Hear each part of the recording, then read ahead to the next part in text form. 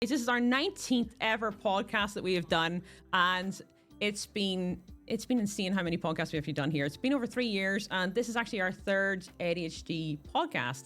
And we have some people who have been on this podcast before, like Sav, who's been on a couple of times. FG's been on, actually. FG is on one of my first ever ADHD podcasts, and it's been insane. But I love talking about ADHD because I actually got diagnosed with it a couple of years ago, and it's a lot of us in the channel sort of have it, but at the same time, it is something that I think we should sort of discuss more. So yes, Holly's been here too. Everybody's been here, I think, before bar Rosanna, maybe Sweetie, I'm not sure, I can't remember. But anyway, if you want to check out more about the podcast, I'll be able to link that to you later. But if you want to check out any of the people you're on the podcast, actually on the podcast and chat, and we're going to switch over now. So you're going to meet the lovely streamers we have on for the 19th PJ podcast. And they are, of course, Watch Holly, who's actually been on before. Rosanna, who has not, actually, I'll say Ro, who is the first time has been on. Hello, Sweetie, which unfortunately just causes trouble in my chats most days. Savannah, of course, has been on before. And of course, FG has. And FG actually was on years ago. And you were actually, I don't believe you didn't use a camera back then. Correct. Do you remember? That was like 2 years ago. Yeah, it was like ages ago. Oh my God, yeah. How long ago was that? So long ago. 2 years ago? One of the first podcasts I think I did. One of like 8 or 9 or something. Yeah, it was really early. It was the first ADHD one as well back in the day. Yes, it was. This is number 3, if I'm correct on that. I could be wrong now. I swear it's number 3, but as ADHD fashion, I've just forgot. So, you know, at this point. Right? Yeah. So what we're going to do then, firstly, because again, 19th podcast, also shout out to Twitch Women's Guild, because everybody here is actually in the Women's Guild, and they've gave us front page for today. So shout out to them for that, because that's amazing. And I appreciate you as well for that. But what we'll do is we're going to just announce ourselves, our channels, and everything else. So we'll start off with Holly, because you've been on before, so like you sort of know what to expect, but where to find you, about your channel, about you in general, and yeah, is there anything you want to sort of like share with a chat? Yes. Well, first off, thank you so much for having me. I'm so glad to be here again. Part 2. I'm Watch Holly, everyone. I stream Saturday, Sunday, Tuesday, and Wednesday from 3 p.m. until 7 p.m. PST time. I'm in SoCal in California. So whenever you come to TwitchCon, then you're gonna have to meet up with me because I live here. Okay. I stream for mental and physical wellness. I've gotten super into fitness lately and how we can combine the two, just like to further both of them. I quit streaming actually for a year, and now I'm back this year. So it's been really great just to kind of come back.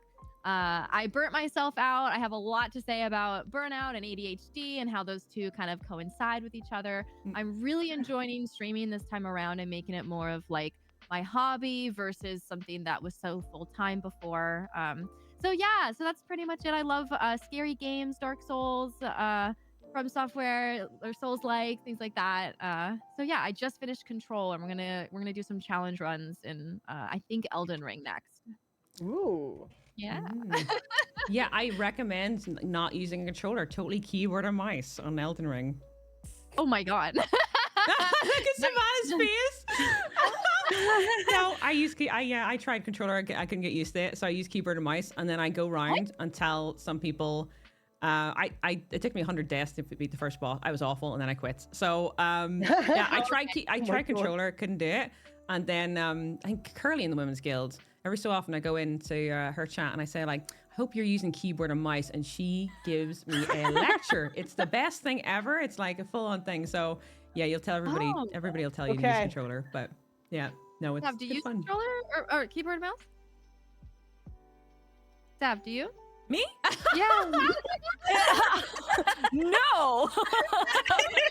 That's why she was shocked. That's why the reaction was like, what?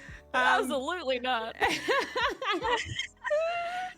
it was just for fun. How carry with keyboard and mouse. I can't do it. My hands cramp up. Oh. Oh yeah, okay. Yeah. I love that. That makes sense. Oh, I just want to say, well done, Holly, because you took a year. So you took a year break from streaming. Coming back is virtually impossible normally in Twitch. So well done, well done. Okay. You've been able to build your community back up. It's very goddamn hard. So GG, G freaking G. Yep. Like it Thank is. you. It is. It really is tough. So well done. Well freaking done. I didn't think I was gonna come back, so I wasn't even worried about it. I was so done. But so I'm glad it's been going well.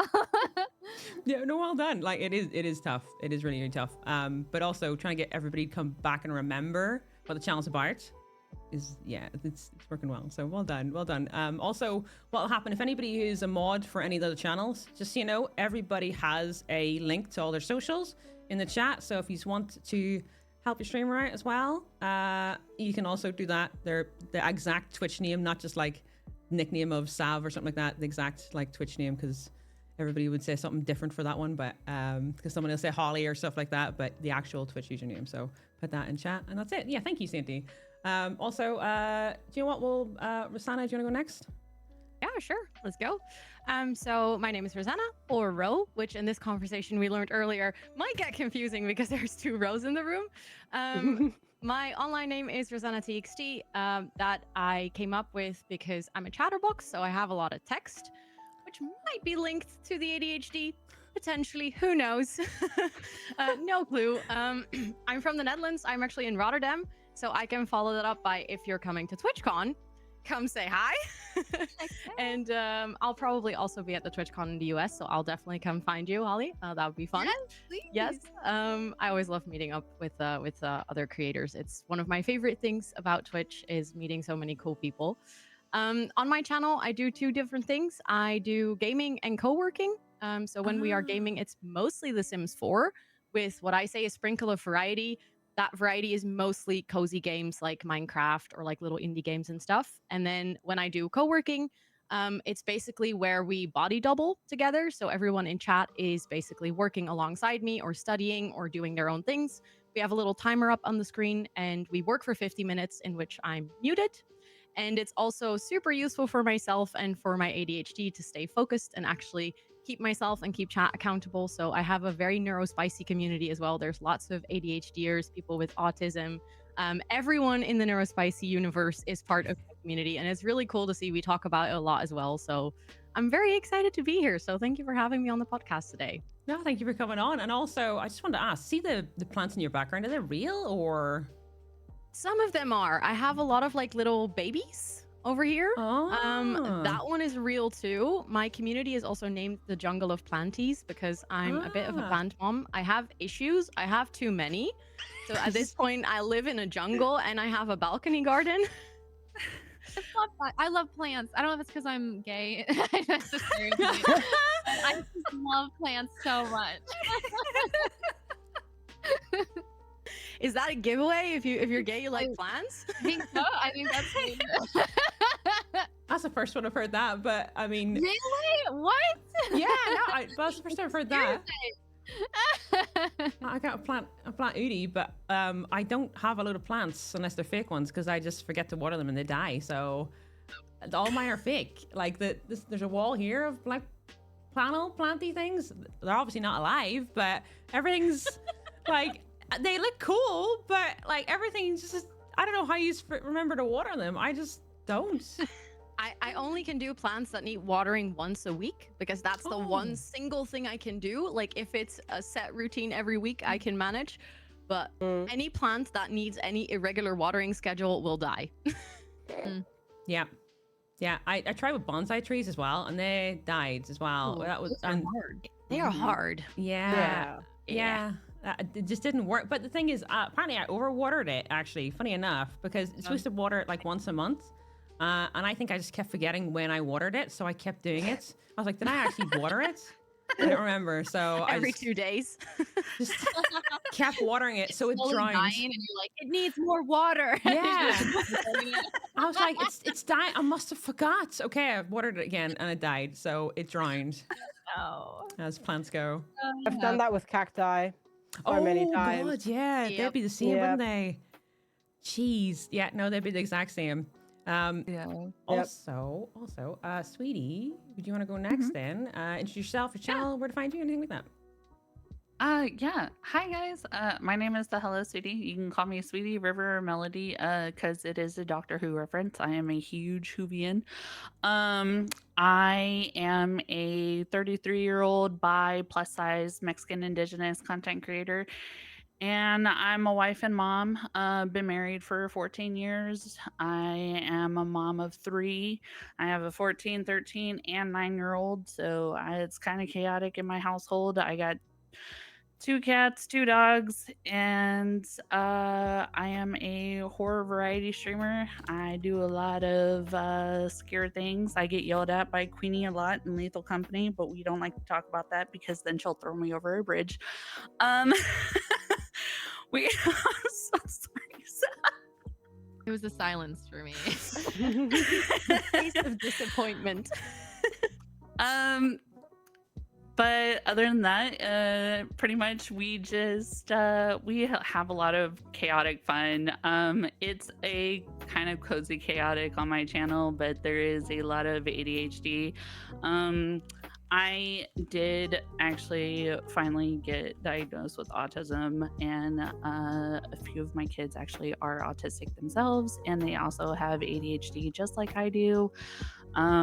So yeah, we're just a house full of ADHD here. So it's not just me, it's also my children. So we're a fun family. That is, I mean, that's the other thing is that a lot of people, or at least over here, have found out that they have ADHD or autism because their kid gets diagnosed with it, and then they find out, oh my god, I've been masking this the whole time, and Yeah. get diagnosed really late.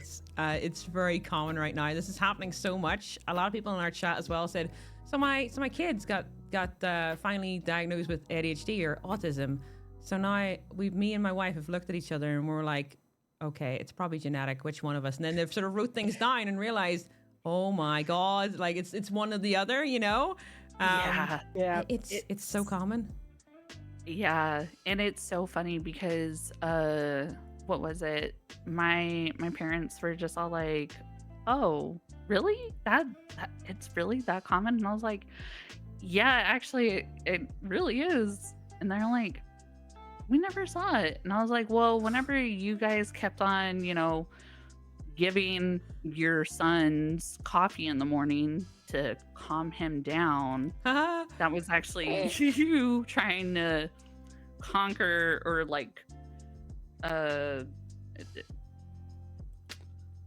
what's the word that I'm trying to look for? Trying to mediate, like how, yeah. Yeah, trying to like calm down Self-medicate, the basically. ADHD. Yeah. Yeah, pretty much like Ritalin or like Adderall, the ADHD. And I'm just all like, Like that's pretty self-medicating. much what you're doing.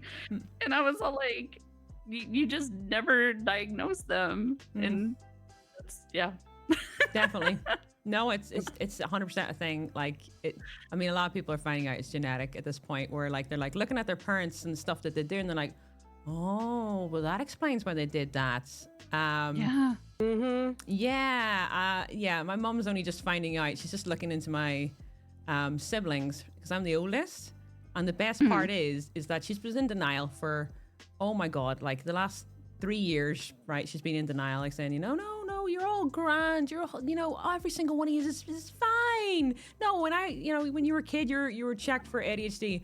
And then I pressed her on it more and more and more. And she's like, no, you didn't really get checked out for it. It's just, you're all fine according to the doctors. And I'm like, right, so we didn't get tested for it. It's a bit different, isn't it? And stuff. And it's an interesting one with their, like, especially an older generation, is they think that it didn't exist. It's just that they, like, one of the other parents were good at masking it. And at least my dad, it was very obvious that he definitely did have it. Obviously, he's not alive to ask at the moment, but he was the very hyper ADHD, where he would move from hobby to hobby. One week he had fishing, the next week he loved cars, the next week he loved football, and you're like, right, he didn't have ADHD. You sure about that? Yes. Oh, he didn't like certain noises. Right. Okay. Yeah. No, okay, he's very social and bubbly and jumped up and down and stuff, I guess. And like, yeah, no, definitely didn't. No, not at all. Not at all. So it's like little things like that sort of clock on, they realize after time. But yeah, the older generation didn't really know about it. So they're now learning, but it takes a wee while, doesn't it? So the fact that you've been diagnosed as a parent is probably really good for the kids as well, right? Where they're like, they've got somebody to speak to and relate to at the same time.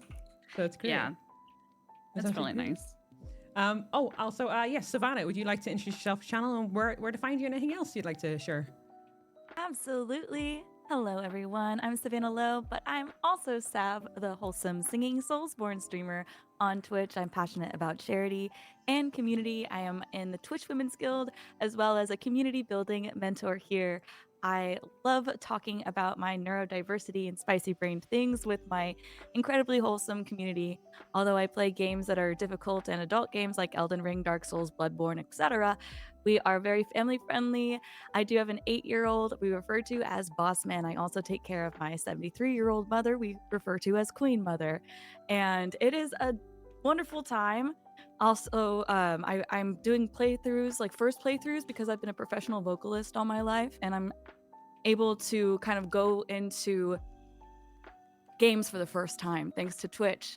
I discovered Twitch during the pandemic with my PS4 that I bought to keep my then, oh my gosh, was it like, I think he was like 5 years old or 4, occupied, and I was trying to have a way that we could play together. And so I bought it off Facebook Marketplace, and then I found Bloodborne from a Reddit post. I had nothing but the PS4 camera and my controller. I hit share on my controller. I didn't know what Twitch was 3 years ago. And I just wanted people to, like, you know, geek out about the lore, about the games with. And since then, we've done all the Dark Souls games, and we're super excited about Night Rain. And I love lore. Love lore. I also really love choice-based things. I'm getting into D&D. I'm playing Mass Effect for the first time. So it's a lot of firsts that I get to experience with the type of enthusiasm that comes alongside my adult diagnosed ADHD.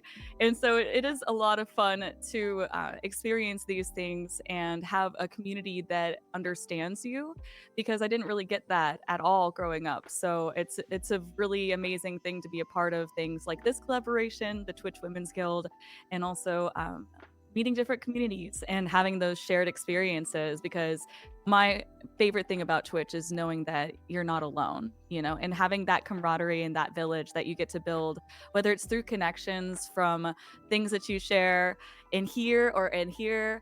It's such a wonderful experience, and I love making new friends. I'm live on Wednesdays, Fridays, Sundays, and Thursdays, and I usually stream overnight. Although I'm Texan, I start at like 11 p.m., 10 p.m. CST and go all the way to about like 5 a.m.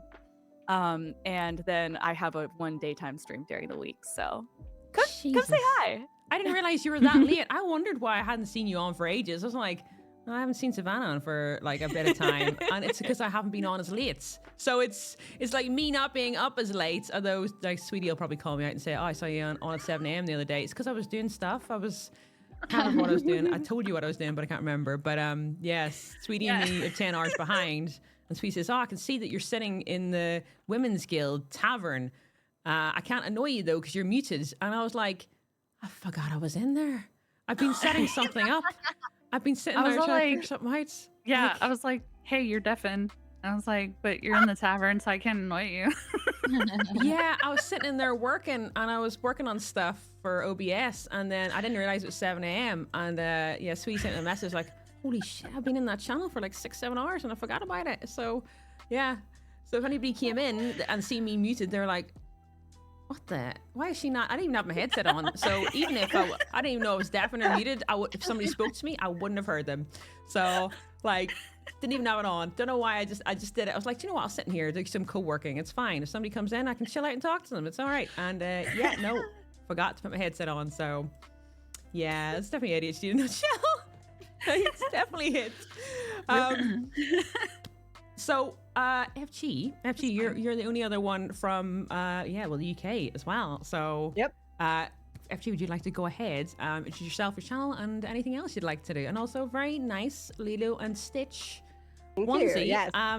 Have you seen, just before we go into your intro as well, have you seen the little Lilo and Stitch meme, the ADHD meme? No, I haven't. Oh Which my one? god. It's the meme of Lilo, Stitch is he's supposed to be doing the washing. And he's chucking the washing into the washing machine. He's like, you know, looking at it, and he's like chucking the stuff in. And then he sees a bra, and he puts it on his head. Oh, that one. And Yeah. then the cape, and then he runs around the room instead of doing what he's supposed to be doing because he's got distracted. And he's like, "Do you know what? That looks cool. I could do that." So yeah, no, it's just thought, and I was like, God damn, Yeah, that's a that great seems- meme. That seems right, yeah. But yeah, anyways, I'm FG squared. You can just call me FG. I am actually originally from Germany, but I live in England now. And I do indie variety mostly with some AAA here and there. I'm usually live Mondays through Fridays, starting at 9 a.m. UK time. Wednesdays, I usually stream on my secondary channel, where I actually do quite a bit of co-working as well. Because as stated, the whole body doubling thing really works and it's really convenient because I actually get stuff done and other people get stuff done. It's really good. And I actually originally got my diagnosis, so I was adult diagnosed like 2 years ago, because a different content creator that's on my stream team got diagnosed. So it kind of snowballed from there. And then I like talked about my own journey in my channel, and we like talk about it a lot. We're also very neurospicy. And there's been, I don't know, you probably also have the same like experience. There's been like 10, 15 people that just went like, yeah, so you talked about your journey. So I went and saw a mental health professional. I just got my ADHD diagnosis, and it just keeps coming and coming, and like more people and more people. And turns out, well, we're all kind of gathering in the same place because, you know, we are all kind of prone to liking video games and like, you know, the constant feedback that we get from that and all that sort of stuff. So it's been really interesting to see. And yeah, I've been on a bit of a fitness journey as well recently, like I say, recently in the last year and stuff like that. So let's go. And that's been really, really interesting. And I'm really curious to actually like hear about how that's helped with your ADHD potentially as well, and like your experiences. And yeah, that's just me. Hello. No, it's that is honestly, it's amazing to see that again. Like you've been diagnosed quite late as well. Who out of us, has anybody of us got diagnosed as a kid? That'd be me. Oh, okay, all right, yeah. So Okay. yeah, there's going to be a slight difference, I think, then, and like a lot of us are going to be have a different side of it, and also some of us are medicated and some not. So that's another interesting take of how we react to them. And some people, because I've spoken to a lot of other people, including game devs, because a lot of game devs who have ADHD, and a lot of them tell me like, oh, it doesn't work for them or whatever, but coffee does, or meditating does for some people and stuff like that. And it is one of these things where, like, especially if you got late diagnosed, you start like searching and searching and searching for like answers. And then the answers that you get are actually from the people who have had it since childhood, have had that time to figure out, and they're like saving our butts with like, you know, oh, this is what I find that works for me, this is what works for me, this is what happened when I was a kid and stuff like that. And they've got all these answers. So thankfully we've been saved a lot by that. At least that's what I found out by it. But of course, it's still something that's been up in the air, and they're still discovering more about it. So it's definitely something interesting. So well, what we'll do quickly, because this is an open podcast where everybody can sort of speak whenever, and because it's ADHD, we do waffle or yap, as some people have said. The last one was insane. I think we went like half an hour over. I think it was the one that Savannah was in, and we just kept talking, and we just didn't get away. Yeah, it was Jen, Sav, and a couple other people as well, and we're just consistently talking. Like it was just one of those podcasts, so we never fully get around to all the questions. They're just a guide, so we'll just a general talk about whatever at the time. But I think we've sort of already answered this a little bit, but we'll answer it anyway a bit more. But what and when was it that you realized you had ADHD? So again, some people are diagnosed as a kid. It'll be a little bit different. For me, it was like 4 years ago in COVID, and Simon was like, you know, you do all these like little things here, and we started adding up what I was doing, like, you know, forgetting things. The biggest one I think was Simon would be working up on the PCs, and I would say to him, Simon, would you like a tea or coffee?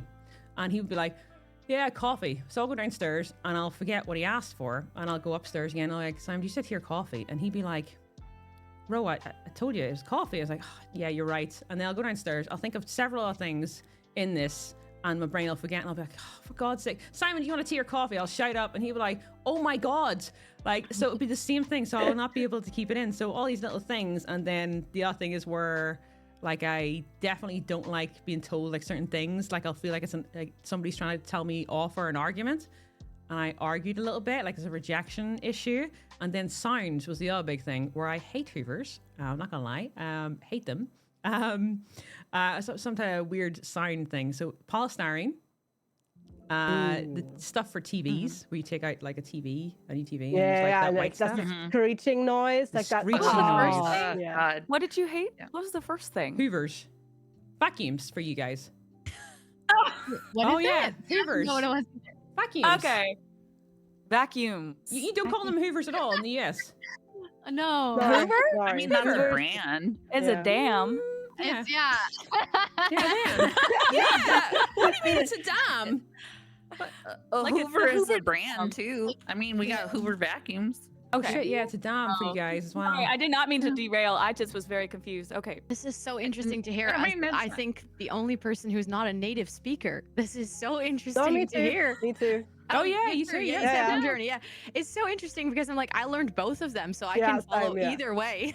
Oh, I know. yeah. Yeah. This is going to be an interesting podcast now. We've got a... Oh, okay, yeah, it's going to be fun. All right, yeah. Do you know what? If you hear words that you don't, that you, either one, right, just ask about I've been it. around because- Queenie for so long that I know the word.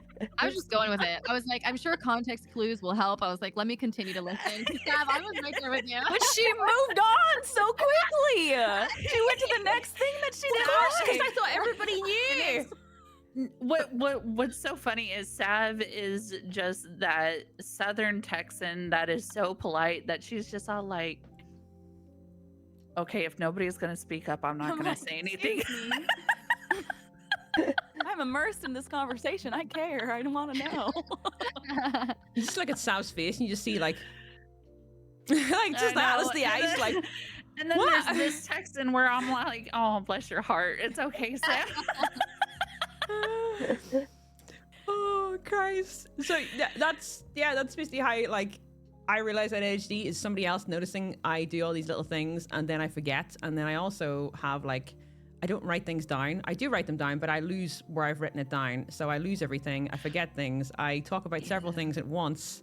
And then I also have random songs in my head that I'll randomly sing out, like a little bit of like a tune, be like, oh, it's freaking great. That's fantastic. And the other thing I do, which again, I'll listen to one song for like literally a month and then I'll hate it forever. And food as well. I'll eat one food for a full month and then I'll hate it for like 6. So yeah, I that's all these little things. And Simon started like looking at me and he was like, are you sure you don't have like ADHD or autism or something like this? Because this is not the normal way to react to this. And I was like, what do you mean? And then the other thing is also English breakfast. Again, not sure if the US have it, but some use will, where you have a plate, there's eggs, sausage, bacon. Netherlands, I don't know if you guys have this as well, but I think you just do. And maybe Germany well, you've been in England for a long time, FG, so you know what I'm talking about. But it's like baked beans, which it's like a baked beans ketchup. I don't know how to explain this. You guys have got other beans. Oh my God. You guys have got other types of beans in the US. But anyway, baked beans, the little beans, they're in like ketchup. And then there's bacon and egg and bread. Anyway, if There those wasn't even beans... somebody from the US who said, Oh I'm my just gonna God. point that out there. I'm just gonna point it out. It's nice food though, trust me, but like it's nice. But like when the baked beans, like the ketchupy baked bean things, touch the egg and the bacon, it's disgusting. It's so awful. I can't eat it. So it's like a sensory issue. I don't know what it is. Again, like fully explain it, but like all these little things added up. And then Simon was like, you should probably go and check out for ADHD. And so I went and I got checked for ADHD and autism. And the woman was like, okay. So she asked me like questions about for autism stuff. She's like, no, I don't have autism. Then went to ADHD and there's all this big massive list. She asked me questions. She says, yeah, you got ADHD. You weren't diagnosed as a kid? No? Are you sure? So she's very like extremely like, how did you not know? How did nobody notice type of thing? Because of the like all the little things. She's like, you got all the check marks bar 1. Which you don't jump up. Apparently, don't jump around the chair or something like that. It's more seen in men than women that they've seen. So she's saying like you're not doing that. You're not going and like running around the room. You're probably hyper in your mind rather than in your body as much. I thought that was an interesting way to say it. But like that was like 3-ish years ago. So and now I've been medicated for like nearly a year. So guys, Holly, would you like to go next in this one, if you want to. Anybody can jump in at this point, but Polly, would you like to go? Like, when did you realize, or in your case, because you diagnosed as kids, what was it that you seen, and how did everything go? How did that process go with you? Yeah, I feel like since I don't talk about ages in my community, so I won't say, but it's been a while when I was diagnosed. And so I think the story is so long. I'll try and make it as short as possible. My stories usually run long, so bear with me. But yeah, I was first diagnosed with dyslexia. I was actually homeschooled, so I was really struggling, and like I don't even know preschool, elementary. I don't know what comes first. Sorry.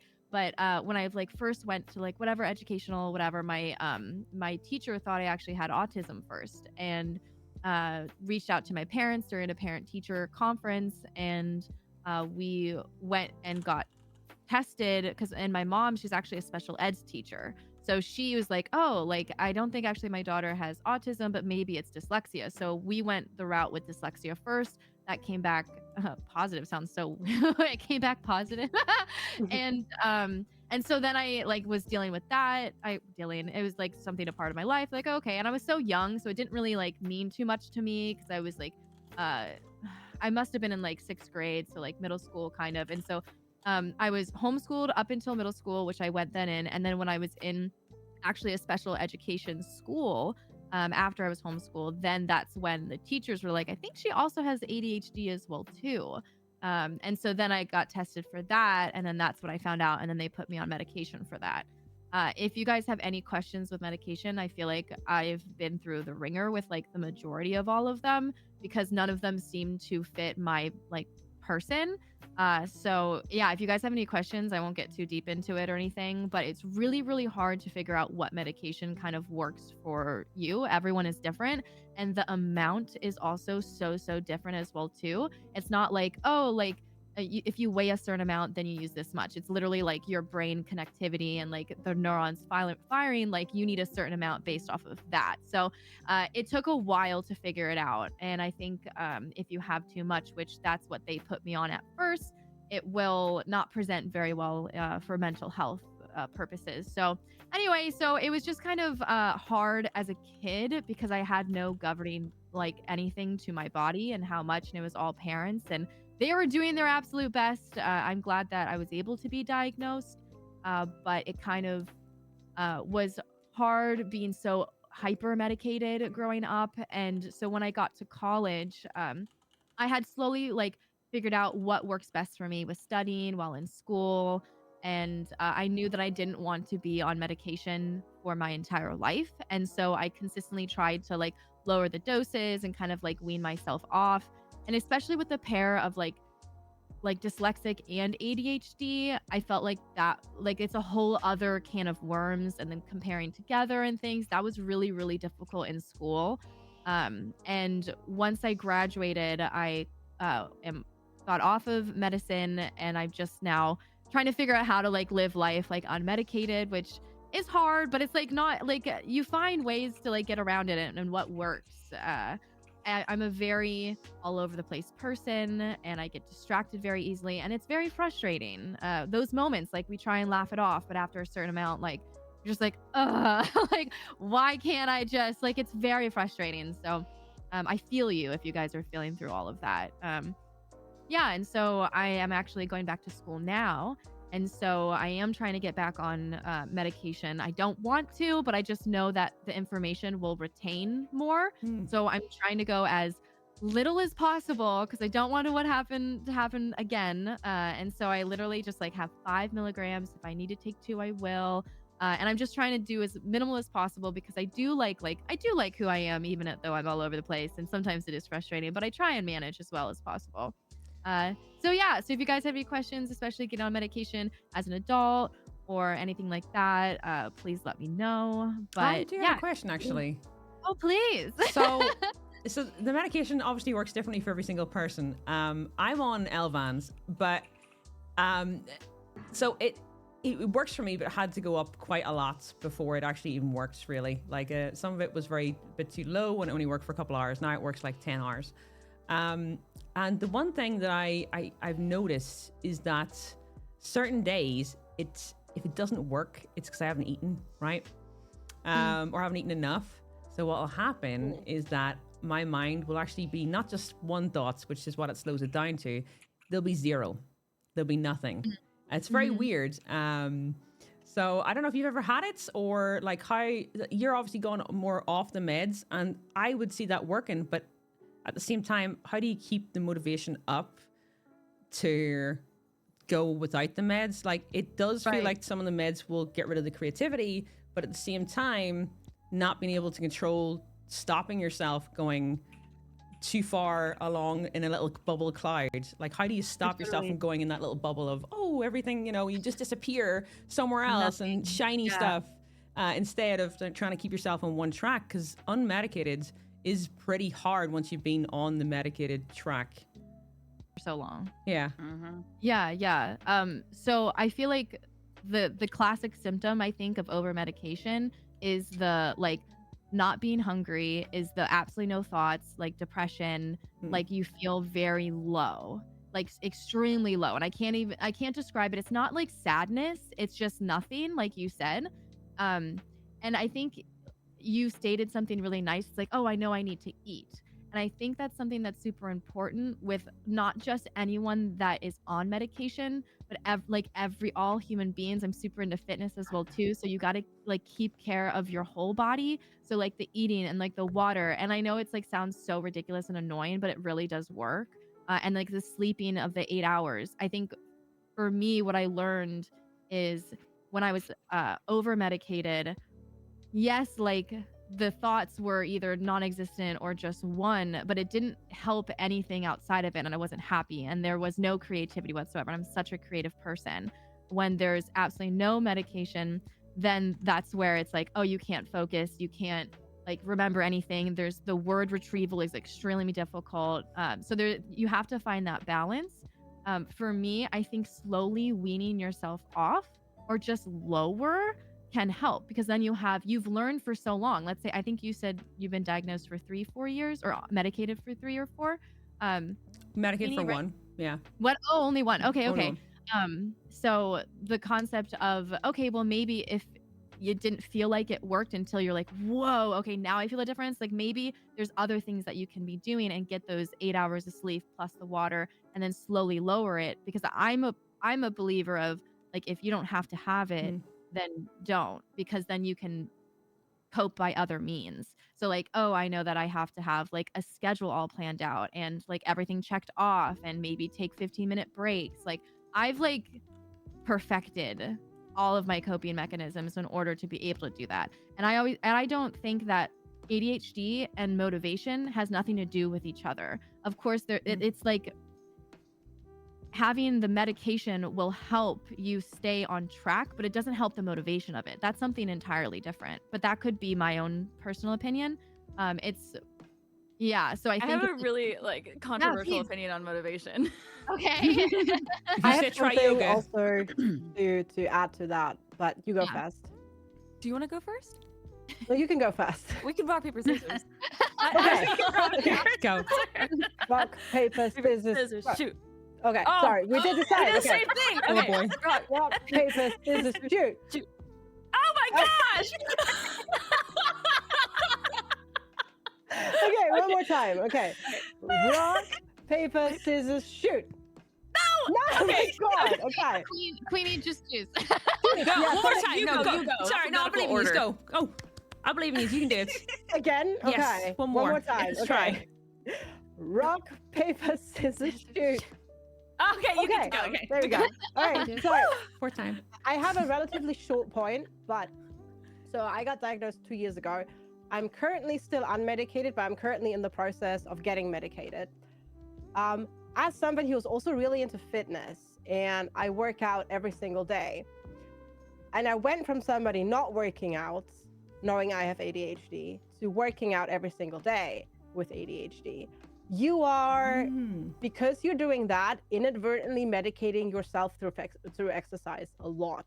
Like the amount, just being very active has raised my executive function so much. It is insane. Like it helped me also get like the routines that you described, but like the fact that I could actually make those routines and start establishing them is all because of the working out. Because you don't get like what is termed like a runner's high with ADHD when you're working out. Like when people like they do a marathon, they're like super excited afterwards. They're like, yes, I did it, yay! And you just kind of go like, yeah, I did it. But you have like that base level of like dopamine that is in your body that helps you like stay focused is so much higher if you're working out regularly. It makes a huge difference. So I think because you're doing that now, that's why you're so okay also with a lower dose of medication. At least speaking from like personal experiences and whatnot, because for me that's made a big difference. Like I can be this person now where I go into the kitchen, I see the dishwasher is done, and I just open the dishwasher, empty it, put the other dirty plates in, done. I am not the person anymore that walks into the room, sees the dishwasher, oh, I need to do the dishwasher, looks at something else, forgets about it, leaves the room, comes back into the room 10 minutes later, oh, I need to do the dishwasher, looks at something else, goes out again. Like I just do it. But we all have been there in the past, right? So like I think that plays a big role that is not to be like ignored. But that was all. Also both too of like I don't think I fully have quote unquote gotten rid of because of working out that dishwasher scenario. Like I think it'll like unmedicated will for me will always happen, but I have learned to manage it more where I'll do my 5 tasks all at the same time and then the dishwasher will eventually get done. Yeah. And it like it just helps you establish like the routines because you're like, okay, I do this, I do this, I do this, I do that. And then you don't even think about it anymore. And it all kind of starts just by, okay, I'm going to put my shoes on and go for a run. And then you do like, okay, after I put my shoes on and I come back home, I go take a shower and then I do this and I do that. And then suddenly you were like, oh, I've done 10 tasks. Cool.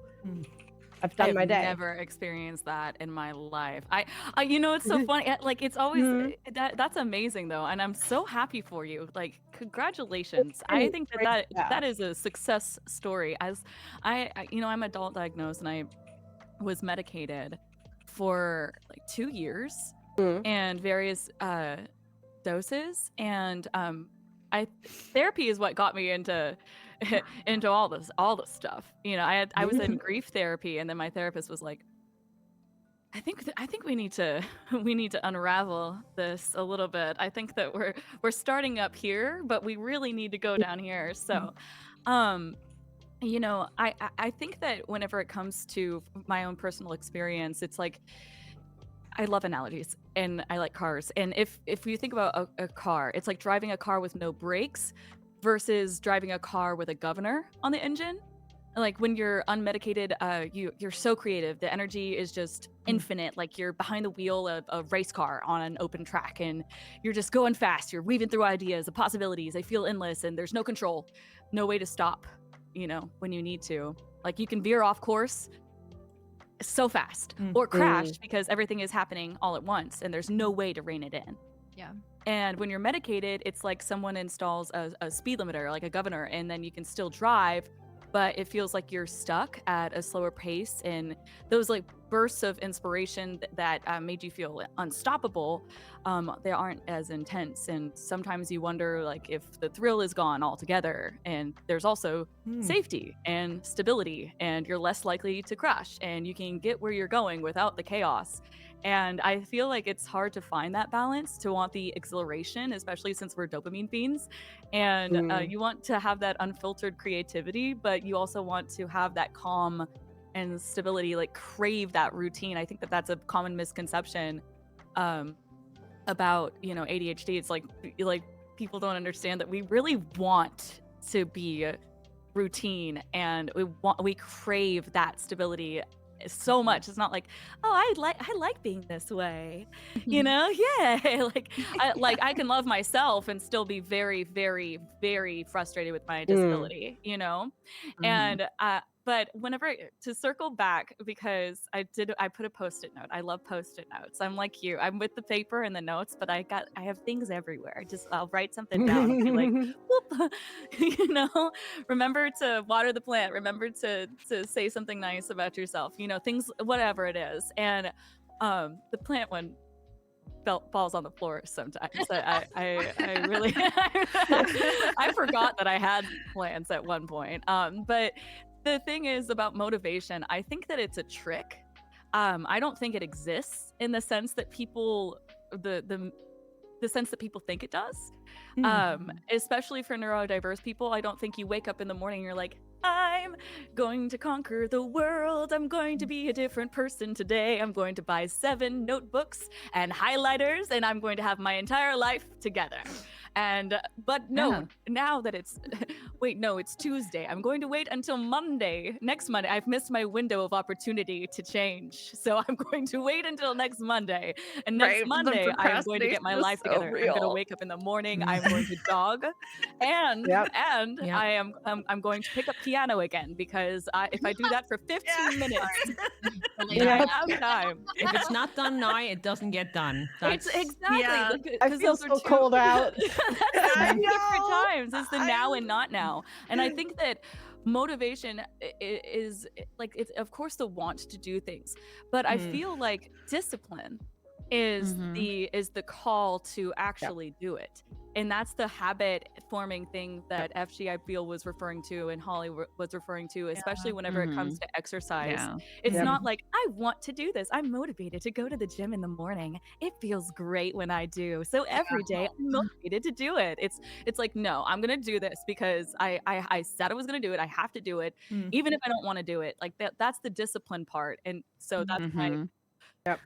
I don't think that's a hot take at all. I absolutely love that, because I think it's so true. And I think that's what, when people try and get on medication to fix quote unquote executive function, because that's what that is that they up the medication because they're like, I still am not motivated. I still can't do it. And then now they're extremely heavily motivated because they're saying it's not working, but it technically is working. It's just you're now to a high, and you still have that executive dysfunction. And so you got to like solve something else before you even do that. No, Sav, that was very nicely said. Can I hop on the part about the discipline? Because I'm curious if any one of you experienced this as well. Is like over disciplining yourself. So like being so strict with yourself because you agreed that you were going to do something, and you're like, if I don't stick to my discipline, I'll fall out of my routine and everything gets messed up.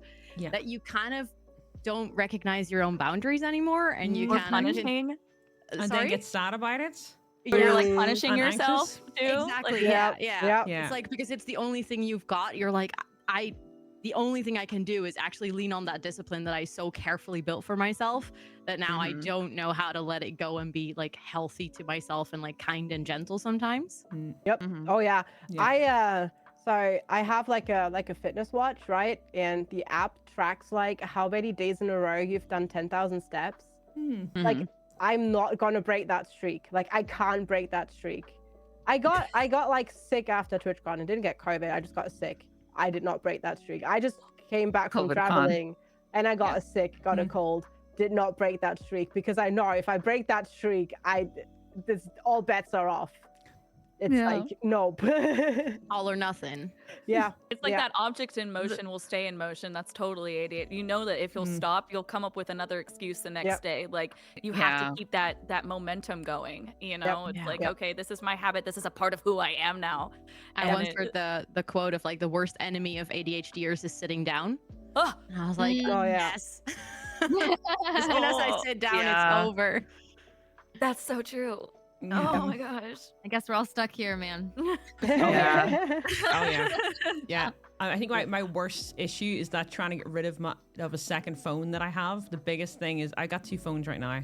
I've got my old phone and my new phone, right? I've just got it. I'm happy about it. It's freaking great. The problem is trying to switch everything over without like bothering to switch everything over. But I'm like, but I want to keep everything on this phone, but I want to keep everything in this phone. But at the same time, I want to watch something while I'm doing things with this phone. So now I've got one phone I'm watching, the other phone I'm playing games, and then the TV's blaring in the background. I'm like, this is great. And now I don't want to get rid of it. So, and this happened the last time I switched the phone over. I had a old Google Pixel, and I couldn't get rid of it. And Simon was like, Ro, get rid of that goddamn phone. You've got 2 phones in front of you, because I sat down and I just didn't do anything. I just sat there and played a game on one phone, and then Crunchyroll anime on the other. And I was like, this is great. I was about to say, y'all get rid of your phones? Like, how? Oh my gosh. I have a Yeah. drawer. I don't. Yeah, the drawer. The oh drawer. my gosh, the drawer. The drawer that everything gets Raise your chucked hand. in. You have a Oh. drawer. I try not Oh, to. I I have multiple. I have one here Yeah. too, actually. I have one on my desk. in my The kitchen. drawer, the second The drawer. drawer. The doom boxes. I mean, you can see it right I- here. Random like, stuff in I it. There's have a just random stuff cubby, on there, yep. literally. Yeah, I was gonna say I have 2 cubbies right here that nobody sees off camera. But also look at my desk, like literally. See, Yeah. that doesn't look bad. It's an organized. It doesn't. It's organized chaos, but like Yeah. literally a lot of it is like TwitchCon stuff. What people have sent me, a lot of the stuff that I've like won off of, like literally like their merch and stuff like that. Like it's all It has a stuff purpose. that It has a purpose. That's my thing is I can't store things. I look at these Pinterest boards of these beautiful like minimalistic homes, Yeah, I was about to say that. Yeah. Yeah. Oh my gosh. and everything looks beautiful. so Yeah, put yeah. away and neat and organized. And This is I have my to have it brain out. I have to on have the it out so I can see it outside. because if I don't see it, then it doesn't exist. It's the same reason why I put my produce on my shelves and my condiments in a drawer. Yeah. That's what I did. Yeah, I don't use Yeah, it. same. So that Yeah. they wouldn't put away. No. Yeah, if I Yeah, don't 'cause see it, those it's not there, you know? But Yep. the other thing is Yeah. I live with somebody who's very neat, like really, really neat. Like he has everything organized. He's a full-on diary of everything that happens in the stream and the day, like a proper like work schedule and stuff and all these things. And he also tidies a lot. So the reason why I don't live in like a, I don't know, hoarder house is probably because of chaos. him. Because like I just, and also the other thing, which I think everybody would be here, we don't have a wardrobe, we have a floor drobe. Mm. Does Yep. anybody do that? Oh, No? yeah. I'll just chuck Not things dirty on the enough floor. for laundry, not clean enough to hang up. Yeah. Yeah, on the floor it goes. Yep. Yes. Exactly that. I'm Folded like, laundry that hasn't been put away yet. Yeah. I'm just like, I'll do that later, and then just chuck it on like the carpet that's sitting there, like this little, what is it, carpet rug, that's what it is, and then just leave it there, like I'll Yep. transfer it over the wardrobe eventually. So the floor drobe happens until I hear Blue coming upstairs. He's like, why is there a massive pile of clothes on the floor? I'm like, well, you know, I forgot to do it. And he's like, right, but you're sitting here in bed playing a phone game. Yeah, I am. So he picks it up and he puts it on the bed. He's like, well, while you're gaming, you can just fold these up or something, right? Surely. And I was like, yeah, sure. So yeah, like I won't notice when I'm doing it until someone says something. Like I'll not notice it. So yeah, floor drobe. It's beautiful. Yep. Oh yeah. Passing by things. So you know what? I want to hear everybody's like the way that you deal with that, like passing by things and not noticing it because.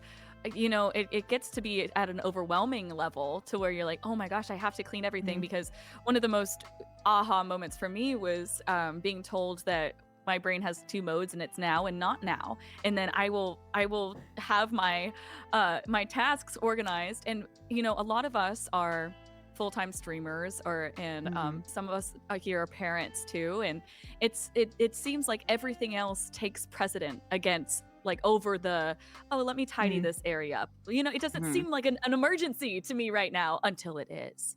And Yeah. then it's like, whoa, this is way too much. I need to take a break. And I haven't Yeah, I even need to step started away yet. and just do something else. Yeah. I think I have one that I can add to the like the now not now, where someone once said to me is like, don't put it down, put it away. It's like with Yeah. every thing you have, instead of piling it up and making it into a doom pile or a doom box or a doom drawer that you then never get to because it's too overwhelming, try to slowly adapt to don't put it down, put it away with everything that you do, because that way Yeah. it becomes a lot easier and a lot more manageable. And I think somehow, I don't know, my parents taught me this. I don't know when, I don't know how, Nice. but I have a very tidy house. I hate mess. I actually can notice see that. everything. And Look I at the background. Mm. I clean a lot. I love tidying Yeah. up because with everything that I physically put away, I clean something in my brain too. So it's like almost meditation. But by doing that throughout the entire day, it never becomes overwhelming. And every single time I clean something up, I put something away, I'm like, I feel zen now. I feel better. So it kind of is So- almost a regulation method. What if what if every time you let me just hypothetically, like it's just not from personal experience, but every time you say I'm gonna put it away, but then you're like your brain decides, oh, this is a more efficient place for this thing. I think I'm gonna put it here now, and then like 8 days later you forget because it's not in its normal spot, and then you can't find it, and then whenever it is in a different spot, like I've tried Yeah. the put it away thing, and I just I get distracted along the way to put it away, you know, and so then Yes. so I'm Yeah. like That does happen. I'm in the kitchen Mhm. and I have like like my keys or something, and then I'm like, oh, you know, I forgot I needed to put this. Oh, I need to put a snack out, and then I'll have my keys in the fridge because now I need both of my hands. Yeah. And you know, just hypothetically speaking, Done that. Mm. I have two things to add to that. The whole don't put it down, put it away. That's definitely also something that I have taught myself as well recently. Like I said recently, over the last couple of years, it's really helpful. Also, the whole while you're waiting for something else, just do something. Like for example, if you're in the kitchen, you're putting the kettle on, being very British, to make tea. Why not just quickly empty the dishwasher But while then you're I waiting forget for about that? the foods or the tea. I walk away. I do the dishwasher, and then I walk Does yours away. not whistle whenever it's done? No, of course not. You don't put it on. Oh. We got a proper kettle. No, That's no, like it's plugged just in. an electric kettle. Yeah. Luckily, Oh, I'm luckily, Like I Americans, you just put it on a hob, like yeah. old-fashioned. Microwave. I'm so Yeah, sorry. luckily that doesn't happen to me, but I've heard of other people that they so don't will just sorry. leave. Yeah. You microwave your water? I do. I don't Okay, we microwave can't my water. listen. Mine All is right. on a kettle on the stove. We cannot be water snobs here. I Water found out. snobs? Queenie brought it up. I found out yesterday or the other day. I don't remember what day it was. What are days?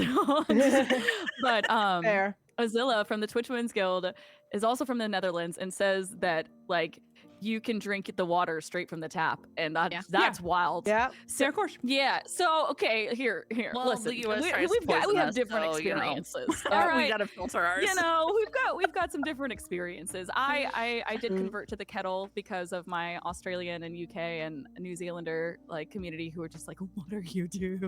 Don't you dare Okay, make we're not like fancy. tea We like don't that. have electric kettles. That's what we're saying. Is I But- have Yeah. to literally put Yeah, mine you- on the stove. Is The what I'm electric saying. kettles are really cool, but really fast about the whole gamifying your life thing. I love that. I'm filling up the water pitcher for the dog. All right. Okay, I have like 30 seconds. So what can I do in 30 seconds until this pitcher Yeah. starts Yes. overflowing? Like, okay, Yeah. I'm gonna tie it up. Like that. Yep. That gets me going. I Yep. love that. That's a productive thing. The problem with Yeah. me is that like there's not enough of that. It's not Mm. motivating enough. There's the M word, you know, where I'm just like, I don't think that I'm gonna get that boost of like, yeah, let's do this, or Mhm. whatever it may Mm. be. And I don't find that same Mm. oh, Rosanna, I had that joy from cleaning. Sorry, I don't get I that either. despise No. every minute. I and despise it's cleaning. so I'm funny. also- I have an 8-year-old, and I want him to be clean, and then. But I see so many of my habits in him. So like that's one of the joys of being a parent is that I can like treat him with a gentleness and a grace that I didn't have, Mm. you know, growing up. That's not like, hey, you're weird, you're broken, you're doing things wrong. It's just like, okay, let's come up with a different path and so it's teaching me how to be more gentle with myself. But with the cleaning, like I despise it every second. I don't even think cleaning is I'm as thinking- bad as that in regards to like if you're doing it for yourself, but if someone tells you to do it, you hate then I'm it done. and won't do it. No, I'll walk away. I'll Oh see you yeah, later. no, I'm off. But Bye. yeah, if they ask Yeah. me to Just do tell it, me that you're no. coming over in 15 minutes. Yeah, Mm. right. Oh God, yeah. see, okay. I feel, once again called out. But I did this. I talked about this last time I was on the podcast as well. I set this up before I even knew that I had ADHD, but I moved into this house with my husband about 2.5 years ago. And I was like, okay, this is a new house. I want this to be nice and orderly. We're not going out much because it was just past COVID. We're not going out much. We're not doing takeaway. I'm just gonna hire somebody to clean.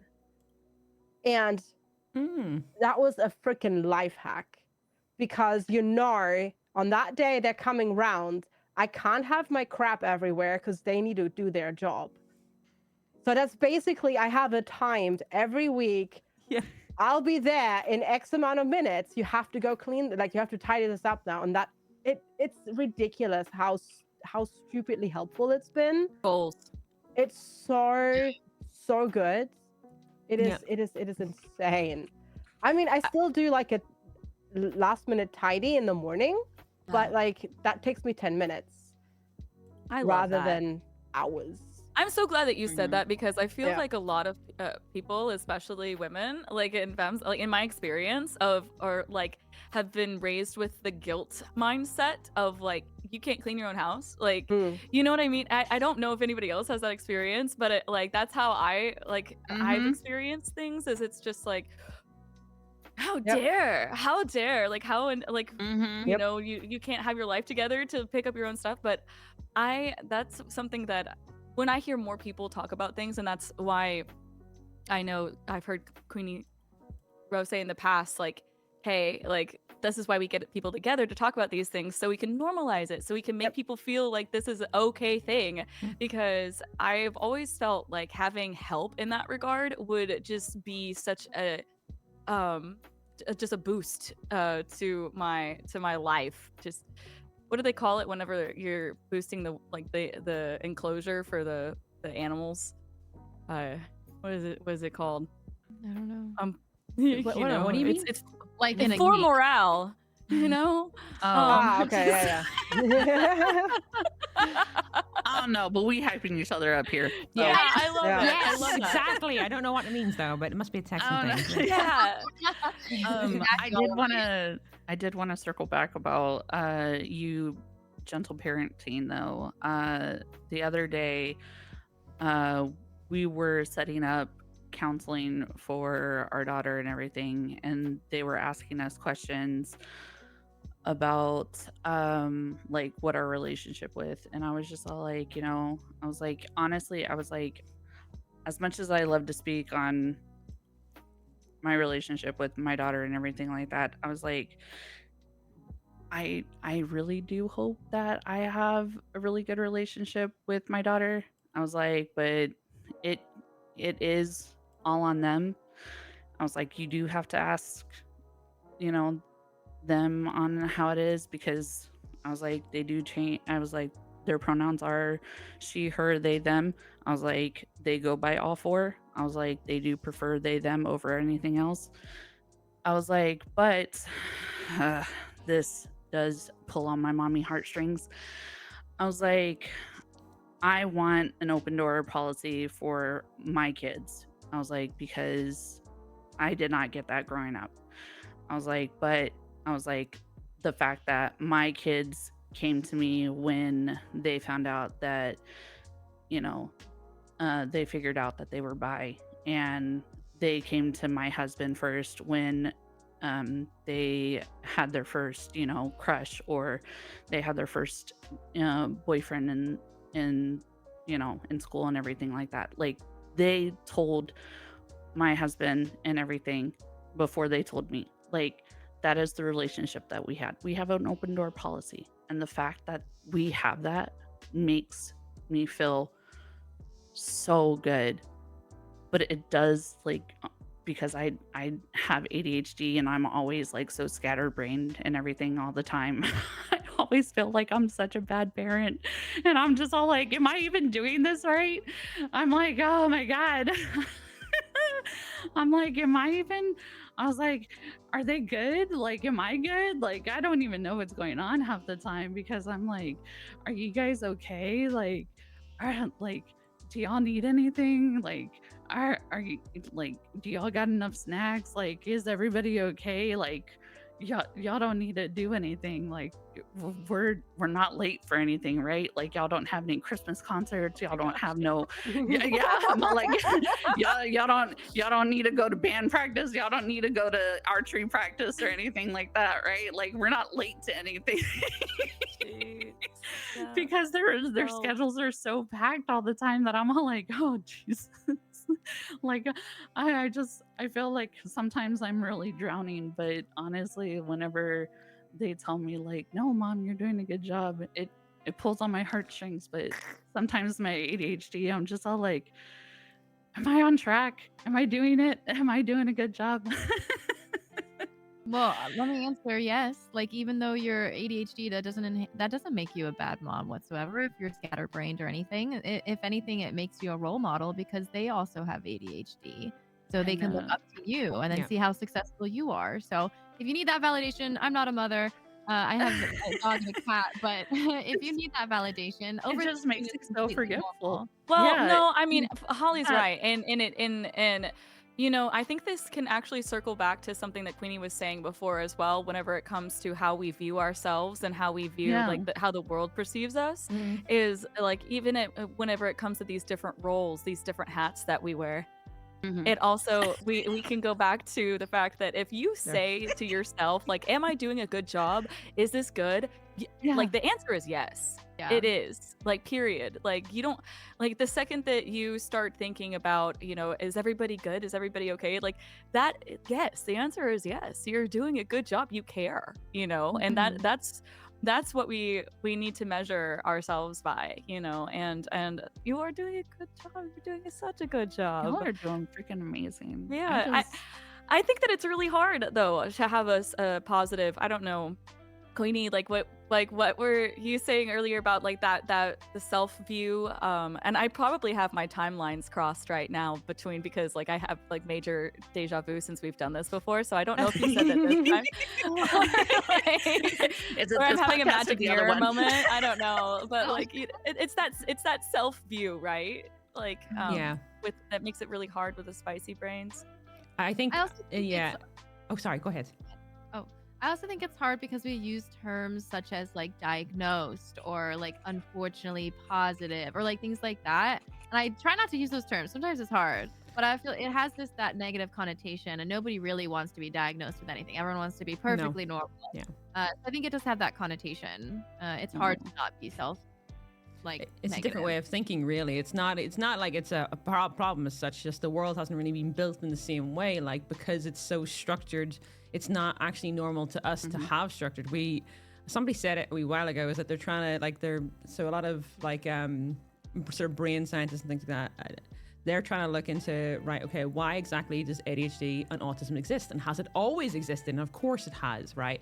But they're trying to figure out why, and it's because certain groups of people were needed for certain things. Right. Yeah. So like for example, autism is very common, and they were trying to figure out, okay, did this exist like several thousand years ago?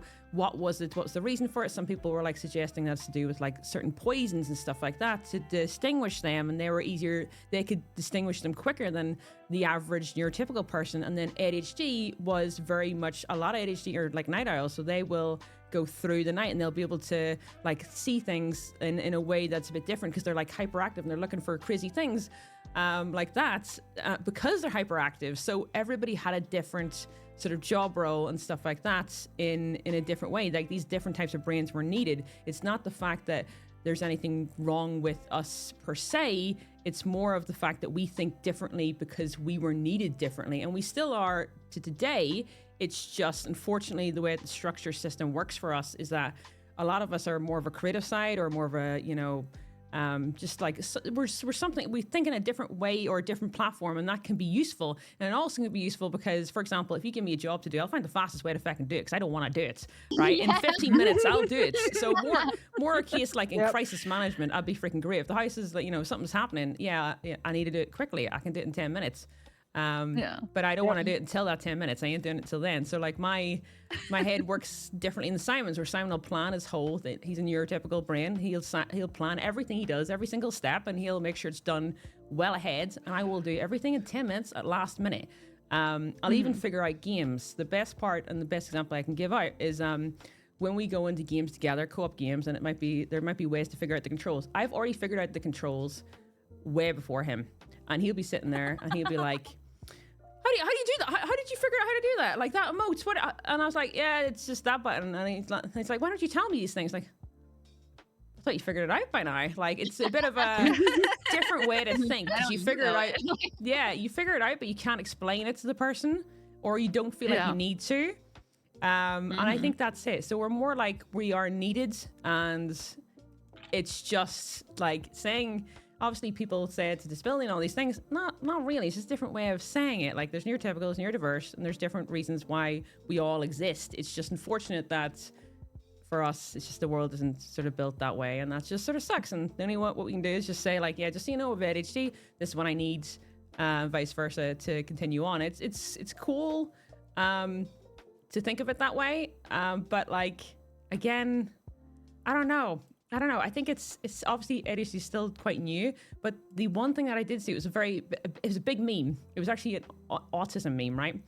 Is that it was somebody saying, my gran said to me that autism didn't exist in their day, and it was saying, no, Granda definitely, who collected little toy trains and had massive model train tracks all around the house, definitely wasn't autistic. No, I don't know where I got this autism from. No, 100% no. All these train tracks everywhere? No, definitely not. No. Yeah, and what's that? Oh yeah, mum is scatterbrain. She's got like she never does the laundry or anything like that, and jumps from job to job. No, definitely not ADHD. No, not at all. And you're like, it did exist. You just didn't see it because it wasn't as obvious. You just thought that was their personality. You put it down to personality and not it's one thing and the other. It's very interesting. And the best thing I could say, and one more example before we move on for that. My great uncle collected radios, and I didn't think anything of it until recently, where I sort of realized that he had so many radios, not just one or two or three. He had about 50 radios, a full wall of them. And that's probably something more there, like a collection, but a insanely very detailed collection, where if he was going to dedicate his time to something, unlike ADHD, he was probably more towards like autism, and he would go into a hobby and he would go it full ham. That hobby, he would know everything and anything about it. And then ADHD side, where like my dad definitely had that, where he moved from hobby to hobby to hobby to hobby and know a little bit about it, but would move so much. And it's saying that it didn't exist, or say that it doesn't exist, or didn't exist back then. No, it's always existed. It's just a different way of thinking. And there's a lot more people with ADHD and autism out there than they realize, and they're going to realize this. It's going to be a higher percentage of the world than they think in a couple of years' time, where they're going to realize there's some people who have masked it over the years, or just started watching other people and start doing what they do, and they'll just be a thing. It'll just be like, oh, okay, it's not a thing. Oh, you're neurotypical, you're neurodiverse, okay, that'll be just the accepted thing instead. So we just gotta wait, and it's gonna take time, and it sucks, but it's gonna 10 more years, and I think people are going to be like, right, okay, it is actually normal. And they're actually researching it more, which is like, I never realized how much autism and ADHD could show up in the body before I started going down the rabbit holes. Like, I always thought of these things, I say always, I mean, it's only been a few years, but like just in the mind, and that's kind of how you see it. But it's like, I'm like, oh, this is the way I think, this is the way I process, this is the way I focus. But then, whenever you look back and you notice these little clues about the way that your body has been moving and processing all along, and like clumsiness, and it's not just like the oops, I dropped my phone, oh no, it's like you could sprain your ankle walking on a flat surface, and then like it's like your body is moving to its own rhythm. It's just slightly out of sync with the world around it. And I always think about how I used to laugh or brush it aside, and now I understand that it's just a part of how I'm wired, or my gut. For years I thought that like my gut was just random, it's just unlucky, it's just quirk. I'm so quirky. But then I learned, like, there's this deep connection between the brain and the gut, and then ours are just like not really on speaking terms. And there's like, discomfort, unpredictability, and while like those, it feels like my body isn't quite sure where it belongs in space, and I will veer when I'm walking, or even like brushing my teeth some days feels really, really, really weird. And I feel like those physical surprises are a part of the whole story, and it's like overwhelming. And it's like you realize once you have received that kind of confirmation, if we're going to try to use, I love that you brought up like trying to use different verbiage, because I believe that, you know, like the way that you talk about things is very important for mindset.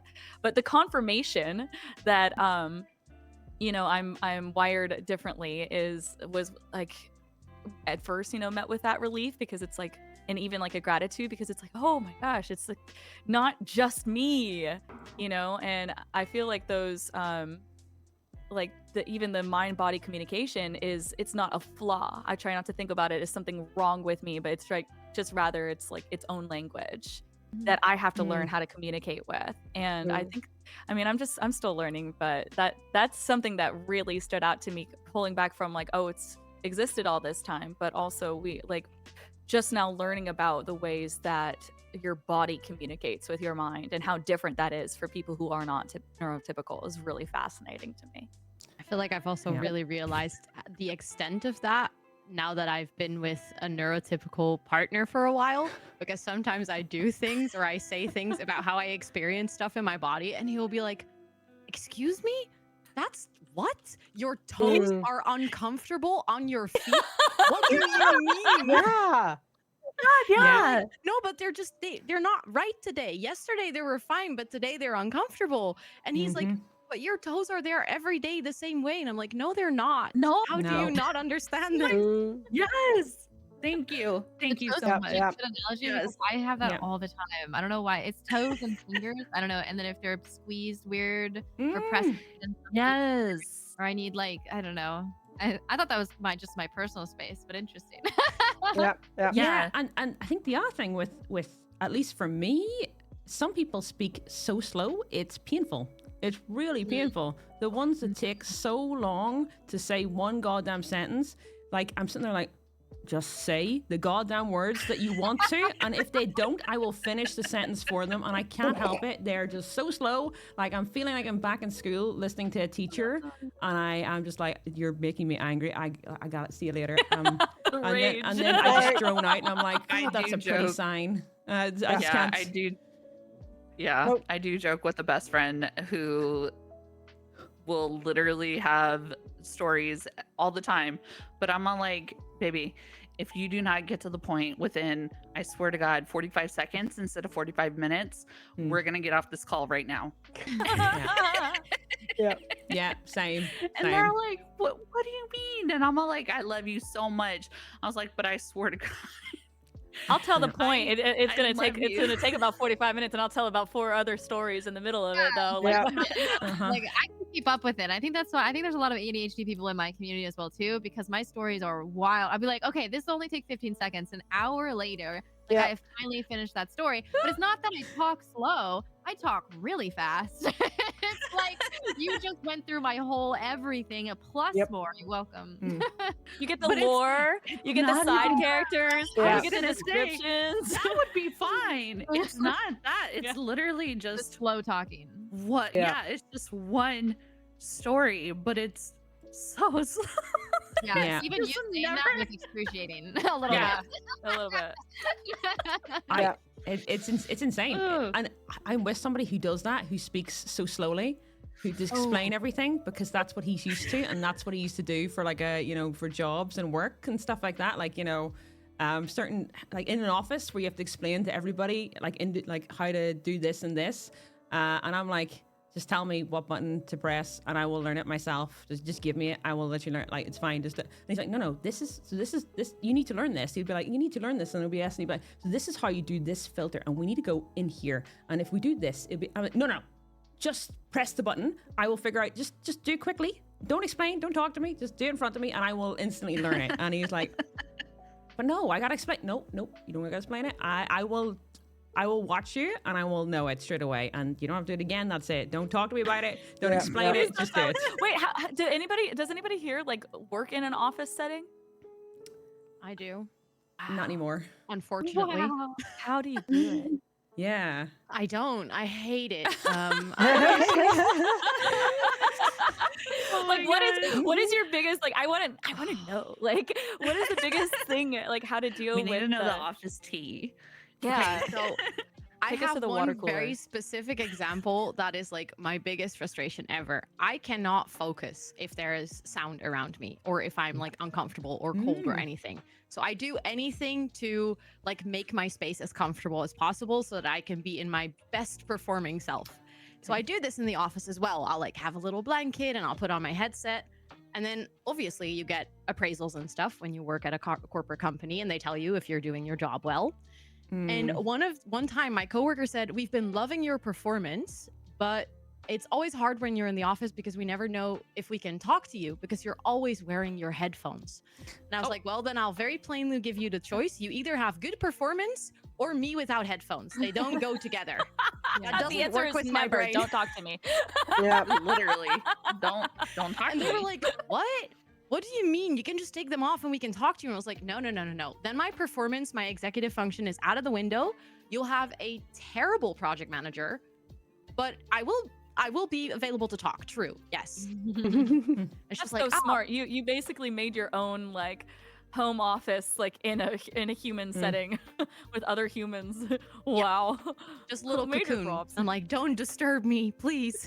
Yeah, this is your safety nets. If they disturb it, it's their own fault if performance goes down. That is their fault. That they need to know that. Needs a little sign that says, "Stop. Do you need to actually speak to me about this? Like, if so, send a message through this. Like, just don't talk to me." Just Yeah. email me. Yeah. Like, I feel like Honest- making people write things down does help to get to the point a little faster yeah. too. yeah. But honestly, like just from like I've never done it, but like just hearing people talk about working in open plan office sounds like literal hell and torture to me. Like I would go crazy. Oh my god. Like people I are used to work horrible. at a car dealership that was open floor, like so our God. desks because Oh, like no. we're next to each other, and Oh. my desk buddy, my neighbor, like loved to, which. If you're watching this, Edward, you're a great guy. Disclaimer. On the off chance, was just a laugher. I love the sound of humans laughing because that's just joyful, right? But when it's 7 o'clock in the morning on a Saturday and I've just sat down and I'm only halfway caffeinated to my necessary part to be a functioning human being, and it wasn't just an ordinary laugh too. It was a Oh god. Oh, God. okay, goodness. buddy. Every Lord. Edward, calm every down 30 there, minutes. buddy. Right when I would get I remember I used to go into the back where they did the titles to try to hide and do my work there just so that I could because I'm the same way. I would get that rage with being interrupted by anything. Just no, really please hard don't make noise around me. Because as soon as you lose that, that train of thought, it's so gone. Oh yeah. Immediately. So it's like the headphones or anything. Like if you can do something like that, that will help immensely. Because it's I walk through. I was lucky. I had an office, and it was me and 2 other people. So we shared an office when I worked at a office. And so people had to go through my door to get to me. But as soon as they did, then there was no way. I was like, okay, well now I have to go back 30 minutes of whatever I was doing and retrack what I was doing and okay, let me just start over. So that was office work was extremely difficult to me. But I love the tips of wearing the headphones or just telling everyone to be hey, can you write this in an email? I actually have Finding the something on the flow. office thing as well, so if you work in an office or customer facing jobs, and even with coworkers, and this is streaming as well that I find this in. So just keep in the context of streaming too, because the streaming world, we've definitely seen there's a lot of different types of personalities and people. I get something that I think is, you call it an ick, right? With certain people where I instantly feel like something's not right here. There's something's trying to deceive me type of thing. Now, it's not all the time. When I'm medicated, I don't feel this at all. Everybody's just, sort of fine. But for some reason, certain people, I'm like, there's something not right about this person. Something's not like, and it's not like trying to say like this person's like, you know, a bad person as such, but what they're saying and their body language doesn't match up. Now, it could be more an ADHD thing than autism, because some of us have got both here. But like, I don't know what it is. It is a thing, and I've noticed over the years, like there's people that. The one thing that I did know is my mum said to me, there's this guy, he's like a handyman, used to do work for my mum type of thing. And I didn't like him. And I didn't know why I didn't like him, but I hated this man. I literally just did not like him. Don't know what it was. He just gave me like this weird ass vibe where I just did not trust him. Something was not right. And anyway, I told my mum, I just said like, I really don't like this guy. There's something not right about him. And she said, no, you're just saying like your dad didn't like him. And I was like, what do you mean? And you know, he'd passed away at this point. It was a couple of years, so I never knew about this. As a kid, I never freaking knew he didn't like him. Like, never met him. I didn't meet him beforehand, so I never knew my dad didn't like him because I never met him. My dad didn't allow him over. It's priest vibe, somebody said in chat, but yeah, it's like some type of weird vibe you get from certain people where they're trying to get something from you. So you instantly know it, and their body language doesn't match up with what they're saying. So whatever it is, it's a vibe. I don't know if it's just me, but I felt like it's an ADHD thing. Is it like the superpower where you can't understand if somebody is sarcastic or not, but you can also understand if somebody is ill-intentioned? And it's like this, it's ill-intentioned, yeah. Like you can't read basic social cues, but then you can like read people's minds. Yes, yeah. It's like something's not right. It's like what they're saying doesn't match up with what they're doing. So you instantly get this like weird thing where get away from this person, get away. Like you want to like retract and disappear. Mm-hmm. Yeah. What is that show what is the show? The show with the guy and the face and watching the. Oh, I know what you're talking about. Yes. What is it? Yes. But what is it? So good. Lie to me. They talk about macro and micro expressions and like how people can instantly read the face and like like grimace or like, but it's very I'm animated. That doesn't work with me. But you know, like a slight like squint of the eye, they'll be able to tell if somebody's like being deceptive or something or is feeling those basic emotions. I feel like a lot of people who are neurodivergent have that natural skill to watch those things because we're hyper aware of everything, especially like whether it's conditioned from being hyper aware to keep yourself safe, or it's like the way that you were programmed. But then like basic social cues or things, I'm like, are you really joking with me? Are you being nice to me right now? Wait, hold on. You know? Yeah, it's odd, isn't it? I don't know. I just it's just random when it happens, but then that person does seem to be like they're trying to do something, and I find it out eventually. You know what I mean? But streaming, I've seen it more and more, definitely, because there's more people you like engage with, and I've definitely noticed it more. I know I can see what they're trying to do between the lines of what they're either saying or doing. I'm like, oh no, okay. But with neurodivergent people, I don't see that ever from them.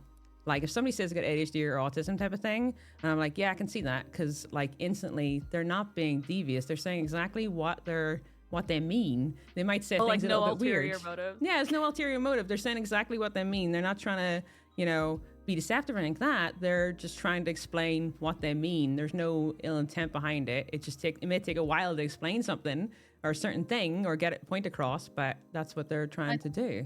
I think that's part of like the impulse control that like we don't really have any, so we just like kind of interrupt and then like oh sorry, or like, you know, like we always mean well, but maybe like, and then or something comes across wrong because we just say what we think. There's no like filter. And so if we're ill intent, like we will say we are ill intent. Like, or I don't know. Yeah, I would agree with that. I would say that as well. I say exactly what's on my mind. I don't really think about it. It's like there might be a song playing and there might be something else and I'm thinking about where I need to check this, but actually what I want to say is coming out of my mouth and I'm not like double or triple checking it. It's just whatever comes out at that point. So yeah, what we'll do is we'll actually move on to another one, because what are we on? What time is it? Oh my God, we're being an hour and a half in, and technically we haven't got through any questions as such. We just continued on, which is the point of the podcast anyway. The structure really is just there as a guide, so we all good.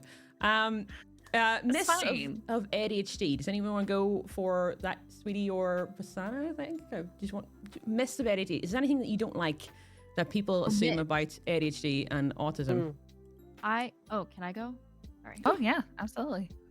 I dislike when people assume that hyperfocus isn't a quality for ADHD because they're like, oh, well, if you can read a book for 7 hours straight, then that means you don't have ADHD. And that's so not a thing. Like, yeah, maybe like we'll get distracted, whatever. But I hyperfocus and I can't do anything like until I finish that task or things like that. And I don't like when people are like, oh, well, how do you have ADHD if you can focus? I'm like, no, that's not a thing. Oh my God, the whole ADHD is a superpower because you can hyper-focus. Yeah, it would be great if I could hyper-focus on the things that I need to focus on and not this random Wikipedia article that I read and now that I'm really interested in. Yeah. Yeah. Oh, this new hobby that I really want to get into, and you start researching everything and like you neglect everything else that you need to do, and you want to spend like hundreds of pounds on it, and like, oh yeah, I wish.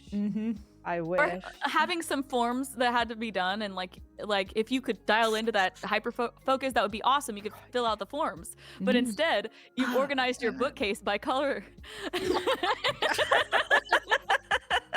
Because you walk past it, you're like, oh, this needs to be done right now, you know, like. Oh my God, yeah. Brainworms a lot, and I can't get rid of that thought. I call it brainworms, where it's like, oh, like if I see something and then I like have to do it, and I can't do anything else until I finish that, and it sucks because it's like it won't make sense chronologically or anything. It's like, well, why don't you stop by the post office first because it's closer? It's like, nope. Like I have to go do this first, and then I'll do the post office. Like I don't know. Oh my gosh! Oh my gosh! Like the getting out of the house and having the out of the house things to do and trying to fit them all into one day because you're out of the house. Literally. Oh my gosh. That's so true with the hyper focus things, with the things that people miss. And I always say, you know, like there are so many qualities I love about, you know, my brain. I do. Like, but it is 1,000 billion trillion % a disability. And like when people, I think that like the thing that I resent is a very strong word, but when people look at you and they say, well, you don't look disabled. Oh God. Yeah. You don't look like you have autism. You don't look like you have ADHD. You look normal. Like, and so everything that comes along with that is just dismissed because you're high functioning. And not to say that, you know, my journey is, it is easier than, you know, others, but because it's called a spectrum for a reason, right? Literally. But that doesn't mean that you don't need accommodations. And to be blown off so easily about the way that you function is, or the lack of function, is really disheartening, I would say. Like it can be very, very disheartening and challenging. Yeah, it feels, you know what it is as well that doesn't help? If they dismiss it, rejection dysphoria, and you're like, then you get sad about it. You're like, I've done something wrong. Oh my God, it's all my fault. And then you just go spiral down. It's not. And the thing is, it's not. You can't, but that person not knowing about it for whatever, not knowing about ADHD at all, has done something. And like, you can, again, it's not that person's fault. Like, they don't know anything about it. Of course, like, I'm not saying like they have to go and, but if you've said to them, like, just, you know, this, and this happens. And then they say, oh, it's not, yeah, no, you don't have that. Don't be ridiculous. You're like, what? I'm not lying to you type of thing. It feels like a bit of a kick in the teeth, I think. It really hurts. I don't know why it does, but it does. It really hurts. You're like, are you calling me, like, are you saying I'm lying? Like, why would I lie about that? Why would you like choose this? Like, yeah. You know? It is a lot harder. But yeah. Goodness. I am one of those people that when I have not really hyper focus, but I force myself to focus, and when I get interrupted, I don't get ragey, but I get super freaking irritated, especially if it's my spouse that interrupts me. Like, you know better. And yeah, I'm all like, I'm literally just trying to get this done. Like, just give me 5 more minutes. I will get this done. And it's literally taking me like maybe like 2 hours later. And I'm just all like, okay, I'm done. Like, what do you need? And they're all like, oh, I don't know anymore. And I'm all like, listen, I just needed to get that clip edited and uploaded. Oh, But I have to do all of it myself and everything. So I'm just all like, I need to do this. And Leave me Holly said it alone. earlier that whenever you get interrupted, you have to restart from the like it's not like you can pick up where you left off. That does not exist. You don't get to pick up where you left off. No, What you is don't. that? What is that? You have to start from the beginning. You're rebooting. And It's a system I have rebooting.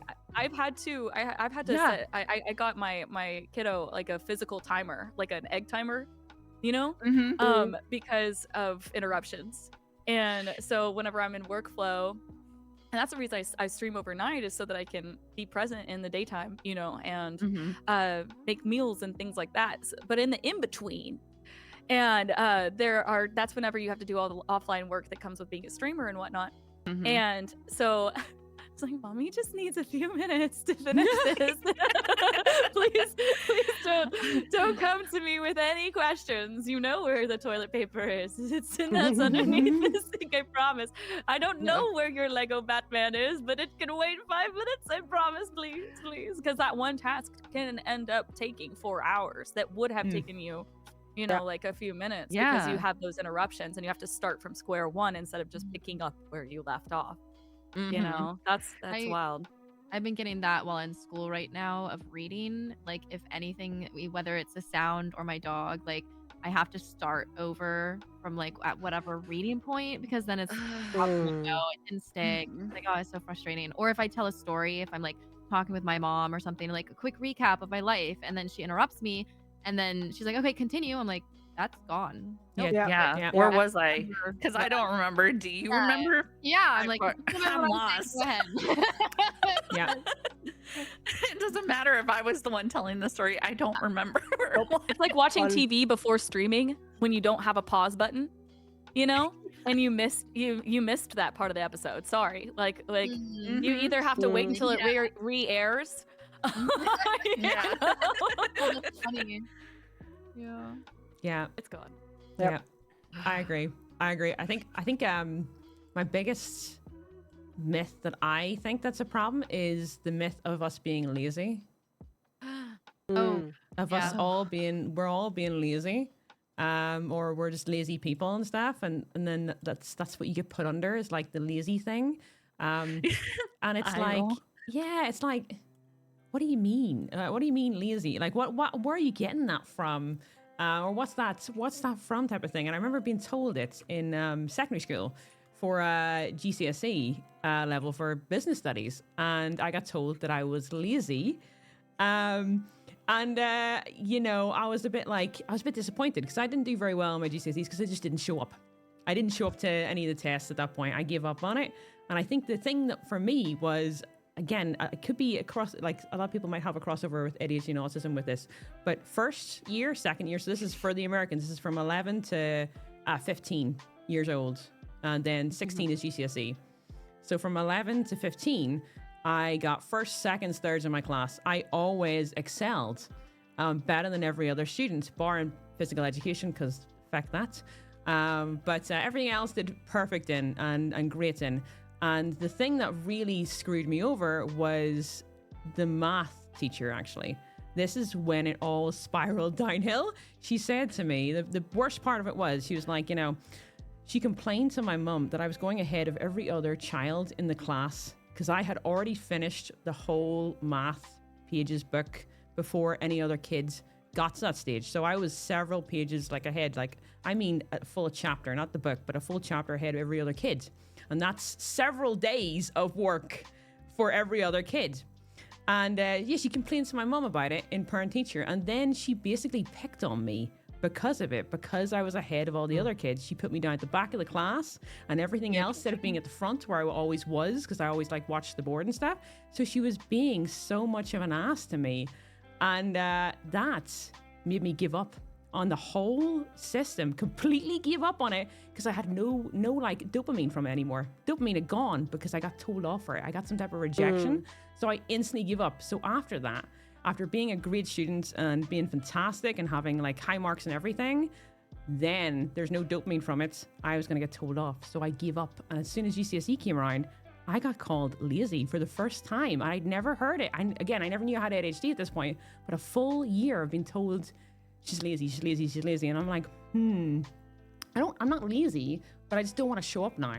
I don't want to be here. There's no point. I don't get anything from this. There's no achievement or goal for me. There's nothing there anymore. Because even if I achieve, there's nothing there for me to get. You've given me nothing. You don't even give me praise for the high marks or anything like that. You don't even say like I'm doing well. It's gone. There's nothing there. So I think like from my perspective of saying the lazy part, it's not exactly, we're definitely not. It's just there's something there that's not worked out, or there's a reason behind it, but it's never been lazy. Like we'll do something else, or we have something else there. But it's more like a blocker, where something negative happens with that job or that line, and then it takes longer to do or just doesn't get done.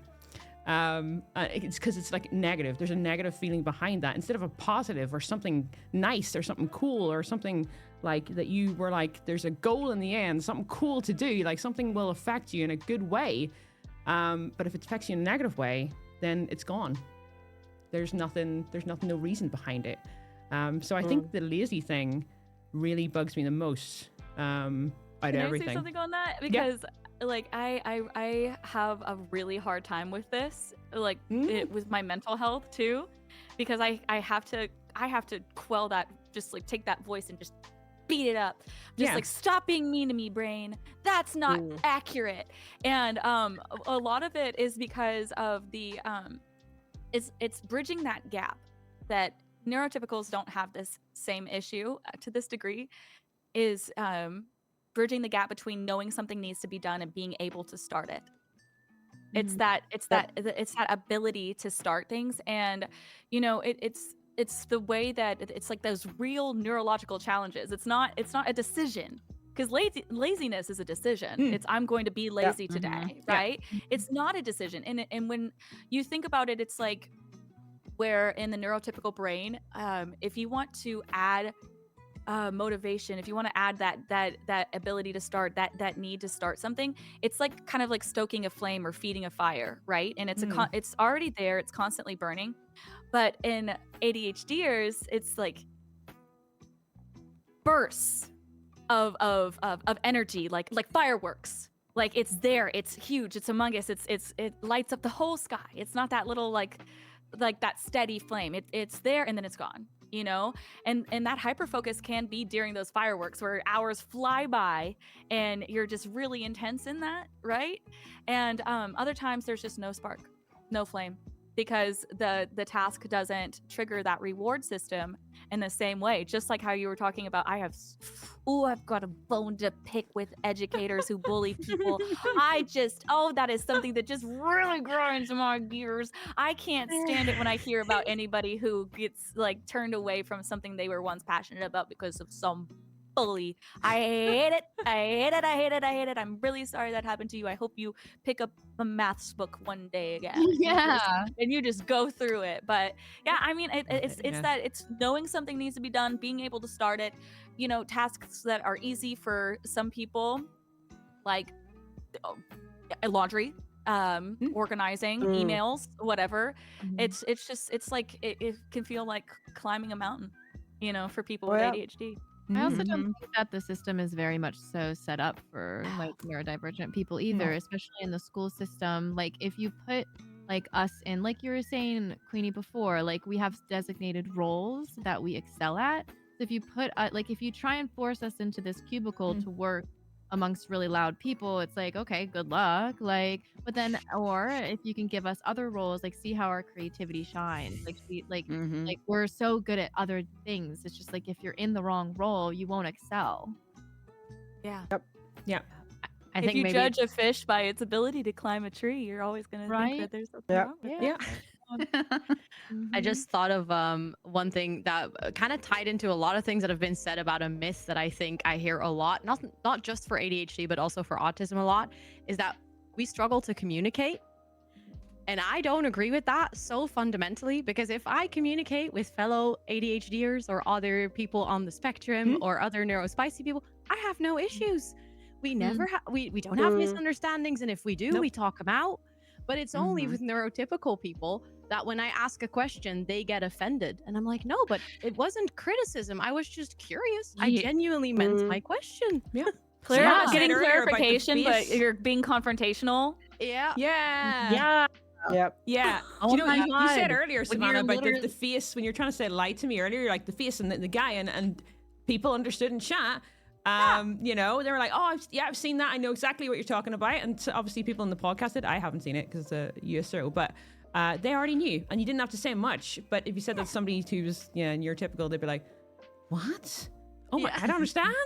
And then like, please probably use your words. And you're like, no, we did. It's just you don't get what we mean by it. It's maybe simpler in your head, but it's not. It works for us because it's like 3 things that have been described. What would that 3 things be? And we put it together with that. So funny. My favorite thing ever is I grew up with an older sister, and she's perfect in every way. And she would read my brain, and that was like my favorite thing. Like I could talk with her. I'm like, "What is that one show with that thing?" And she goes, "Bam!" I'm like, "Oh, thank you." And it's like, "Oh, what is it? Like, what is it?" And she, "Bam!" And we were like so close. And then when she went off to college, I didn't have that, and so I would talk to someone. I was like, "Oh, what's that one thing?" And they're like, I need more than just thing as the descriptor. I was like, whatever, I don't even want to talk to you. Your security blanket left, and you're like, I don't like this anymore. Leave me alone. All to say, I think it's important for someone to like understand like how like your brain works, because then like it makes you feel more safe and comfortable to talk about things. Yeah. Absolutely. Agreed. It's so funny. My husband, he goes on deployments a lot and whatnot, and I don't think he understands how much of a security blanket that I had become to him until he got access to like technology, like an actual video phone during these deployments, because we've been together since 2008, and back then deployments were only letters and emails and stuff like that. And so when we started our family and everything like that, like we were able to do video calls every once in a while. And now the last deployment he was on was 9 months long, and he was able to FaceTime me like 3 to 4 times a day. And I was all like, I love you, but I actually have things to do with your kids. So I jam-packed my day so that I wouldn't feel lonely and sad and be upset that you weren't here. So I have to go and do things. And he was like, but I don't have anything to do right now, and I'm sad and low. And I was like, I'm so sorry. Too bad, I gotta work. Yeah. I was like, I am streaming right now. I was like, say hi to stream, and it happened so much. And I was like, I don't think you understand how much you realize that I'm actually your security blanket. That's cute. Does your husband have ADHD as well too? He actually just diagnosed, Okay. but he can't officially like get diagnosed until he gets out, because then they'll flag him and they'll medically retire him. I heard And nothing. he I don't know. he wants to get the full 20. So he just hit 18 years in the military. We got 2 more years. Heck no. Makes sense. Makes sense. Yeah. He wants to get that full retirement. Yeah. Yeah, after 18 years. Yeah. Plus, I think as well, you've just mentioned that actually, surely there's one person that you dedicate everything to and they matter the most type of thing. I don't know. Is it anybody else to this where like you'll rely on one person, but everybody else doesn't really matter for like the emotional support? Is that anybody else with that? No? Is it just me? No, I'm definitely also like that. Yeah. Like, Yeah. so there's one person and they know everything, and they get the scoop on everything, but everybody else is kind of like, I don't know, Distance. I don't, yeah. Like you don't mean to push them back, but you have to, because it's like I can't focus on all of everybody at once. Yeah. Especially with extent. Are you the same with Oh FG, my gosh, you same know with Civ? boundaries? You have boundaries? I suppose they are like that, aren't they? A little bit. That's Yeah. I like snaps. That's amazing. But, that's really like, important. But like neurotypical people, again, sorry if anybody's getting annoyed with that, but in regards to like they want to talk to their family and stuff like that, and they like rely on it. At least people who are extroverts, they rely on that talking to those people, right? Like they need that social interaction. I don't need any of that. I feel like I don't need that at all. I could live in a cave and have that one person that I talk to, and nobody else would matter. That'd be it. I don't care. Interesting. I guess that was the same for me growing up. I think now it's a little bit different, like the older that I'm getting. But like I was very I moved across the country, like a 5-hour plane ride from my family. But also my family was never really close except for my sister. So I was fine with that, and I never call my parents like or things. But now that I'm getting older and like I'm like, oh well, maybe I don't know.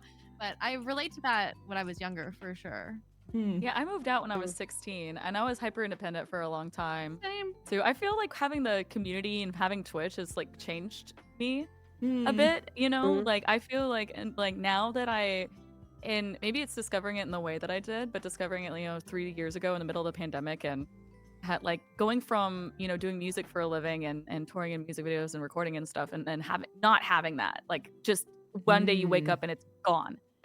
Past 20 years of my life just and not having that was my most interaction. I was going out and seeing people on a regular basis, and not necessarily to fill that social meter like you were talking about, because it was very much a job.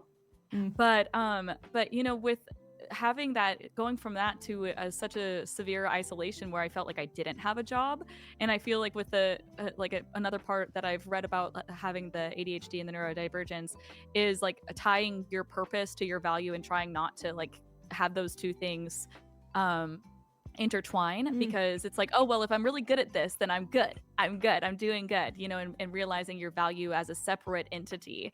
Like you are good, you are valuable just because you are. You don't have to do anything to earn that. You don't have to do anything to achieve that goodness or that value or that worth. You inherently are worthy, and you are enough just exactly as you are. And that was a lot for me to kind of navigate through. And really my community is a huge part of that. And being able to meet other creators, being able to talk to y'all and like have that camaraderie and that, and open up that mental, I guess, barrier that I had put between myself and others, because I had othered myself so much. And part of that comes from being, isolated or masking growing up, and not really getting along with people or having the same type of connection with people, because my interests were anime and Lord of the Rings. And so even like if I did want to make friends, that was hard.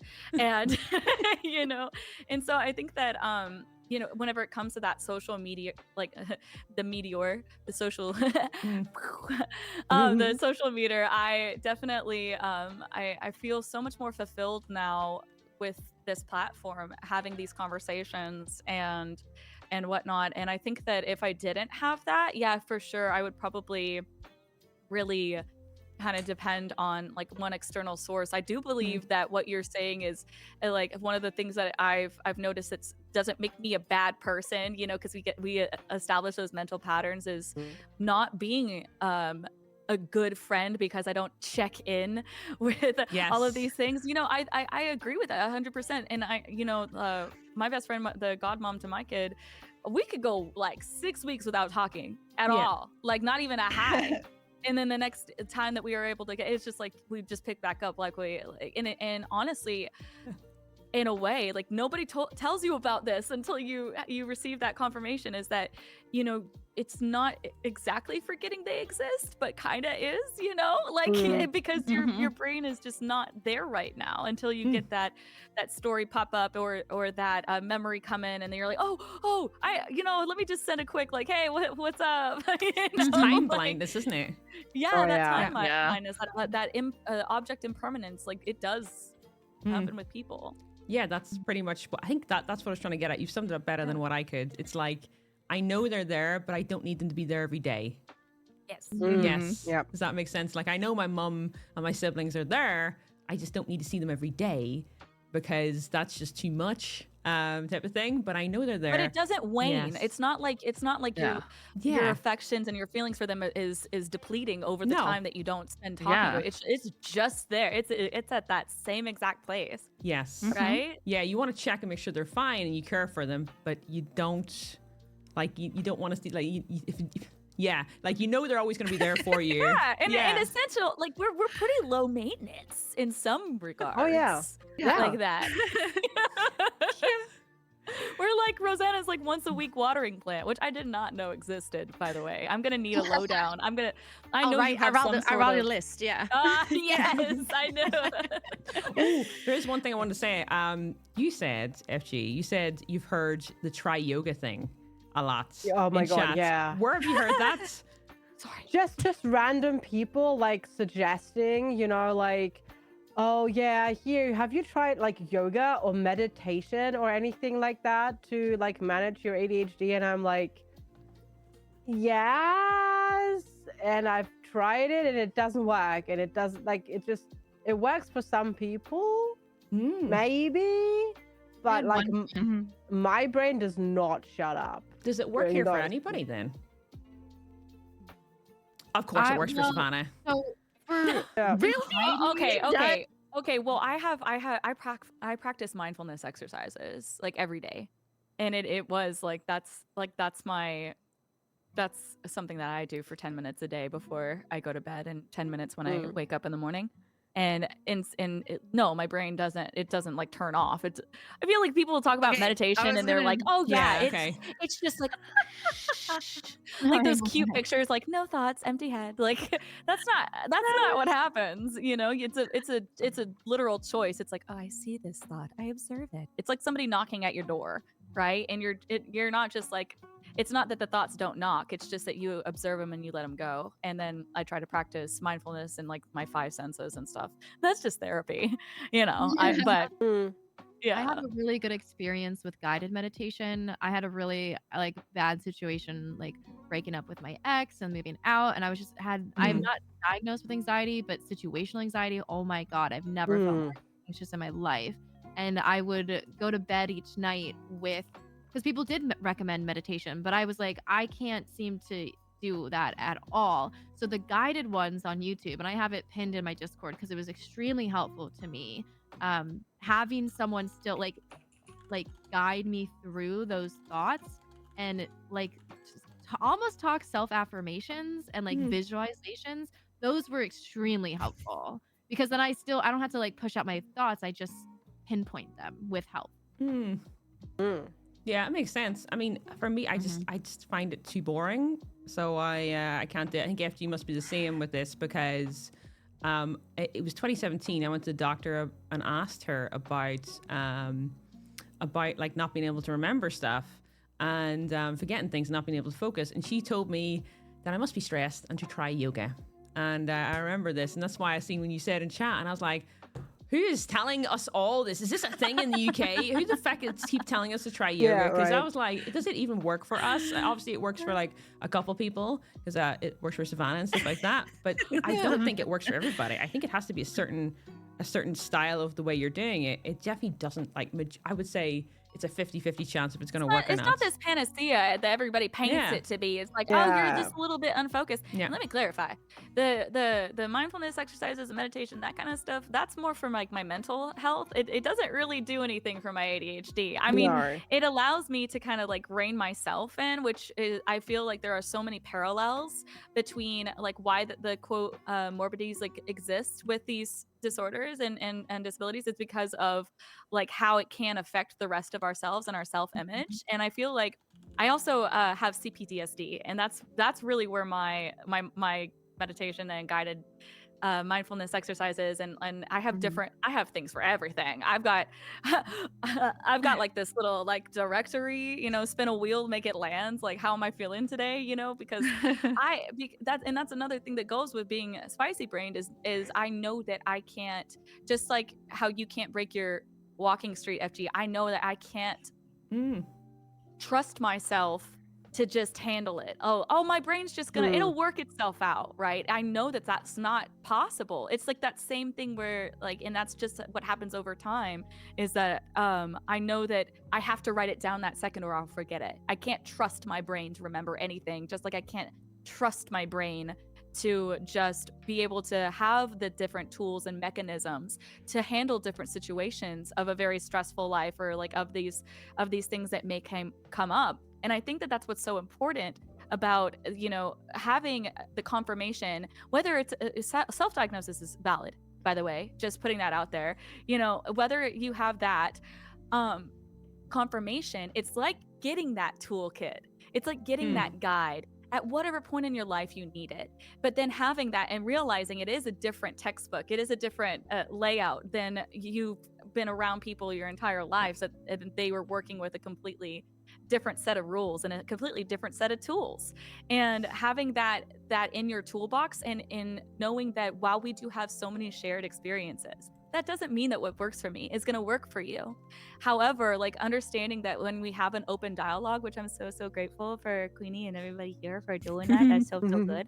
But it does open that door and that window of opportunity to have those shared discussions to see, well, if that does work for so and so, maybe it would work for me. And I will be trying out things that people have said in this circle right here, because I think that that's really, really special and important. But yeah.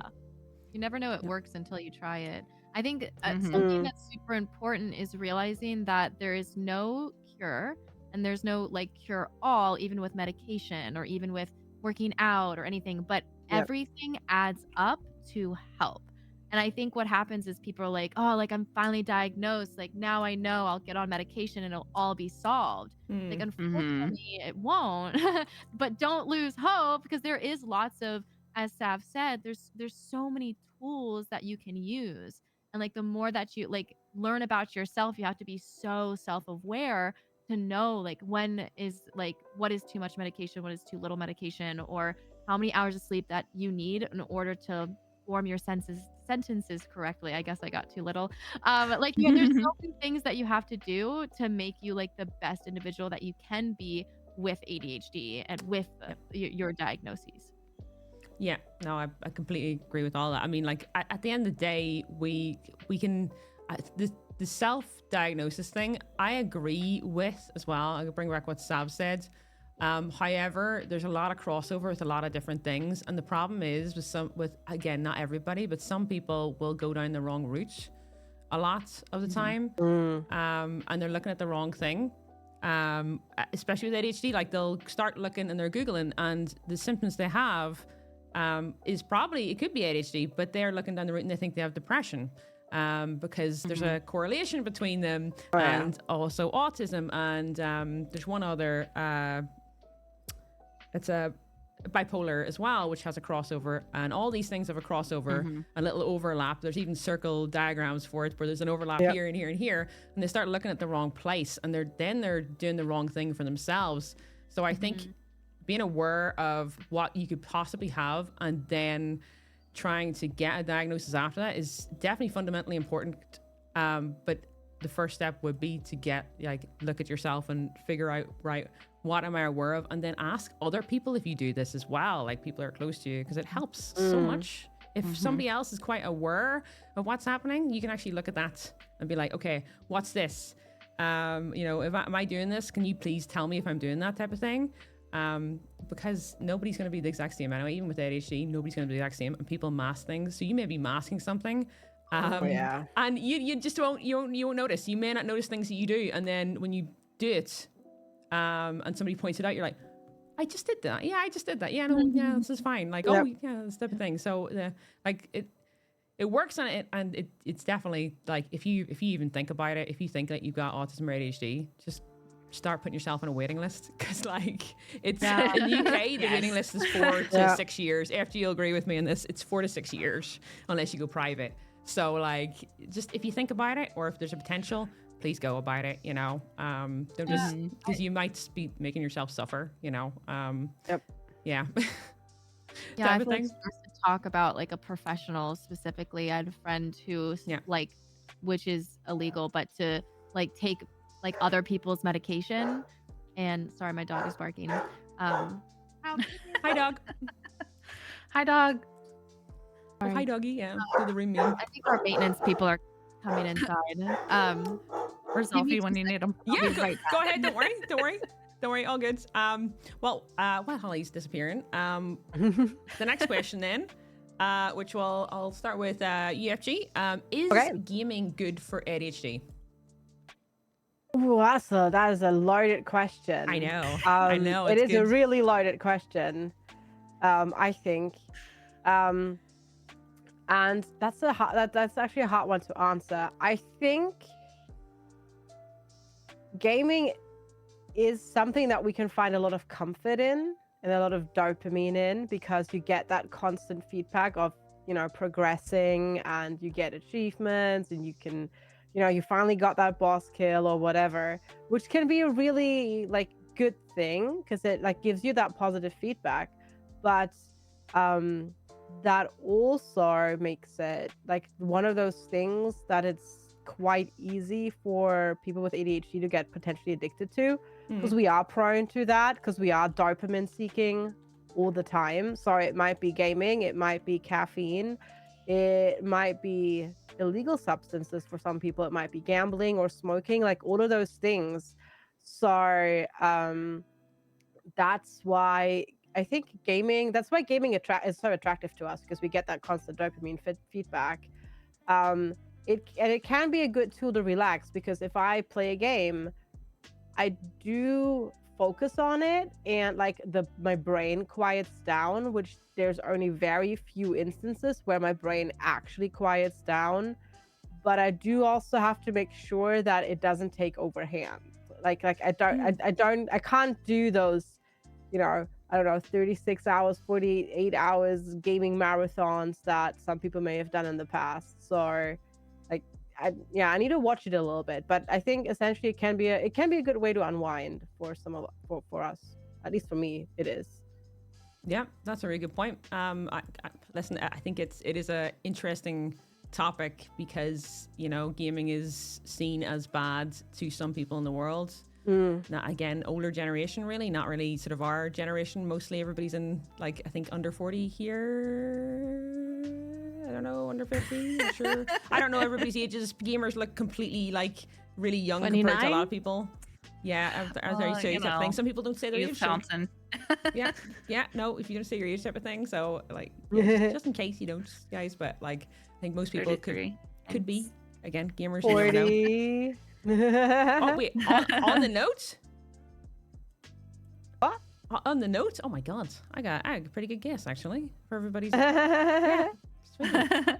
Sweet. Okay. All right. Yeah, I did a podcast ages ago, and somebody really surprised me with their age. I thought they're in their like early 20s, and they're in their late 40s, and I was like, fucking hell, I don't know if I've aged bad or like what, but I was like, I thought I looked slightly young, but no, not compared to this person. So I'm not gonna call them out, of course, but I was like, why the hell? Like, and gamers don't. I don't think gamers age the same. I don't know what it is. It's because we don't go in the sun. Yeah, we don't go in the sun. Yeah, that's exactly what it is. We all Sunlight look pretty young. I gotta say. So when you always have to guess up when you're talking to gamers, you have to guess up because like, bruh. But anyway, but we're getting off topic again. Guys, where was I? What question was I? Okay, gaming. Our gaming is gaming bad? good. Yeah, is gaming good or bad for ADHD? Shit. Okay. Sweetie, you wanna go? Ahead. I feel like it is a very yes or no answer, because I'm on the yes end of it it does help me keep track of a lot of things because I do like it keeps me on a schedule on doing things Mm. one way, but I'm also like, ooh, new game, shiny. Let me hop on Magpie. another game. Oh yeah. button. I am one of those. So I am definitely I am so bad at that. I am also very bad at getting very distracted very easily all the time. So I can't help it. But I'm also like, it definitely helps me to try to keep a schedule. Um, I don't know. I feel like it definitely helps for a lot of people. But also, if it's not your cup of tea, I completely understand. I'm not going to judge anybody who doesn't. But I'm not also going to be like game now. It's going to help your ADHD.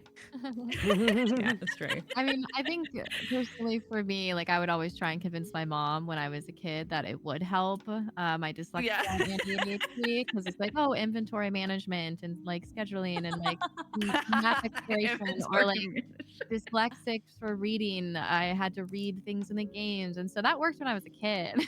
But I don't know if it like actually like helped like really solve anything except for just like de-stress, and I think that is important. Like if you're stressed or high stress or things like that, then it's hard for your brain to function like accordingly. So I think in certain ways it does.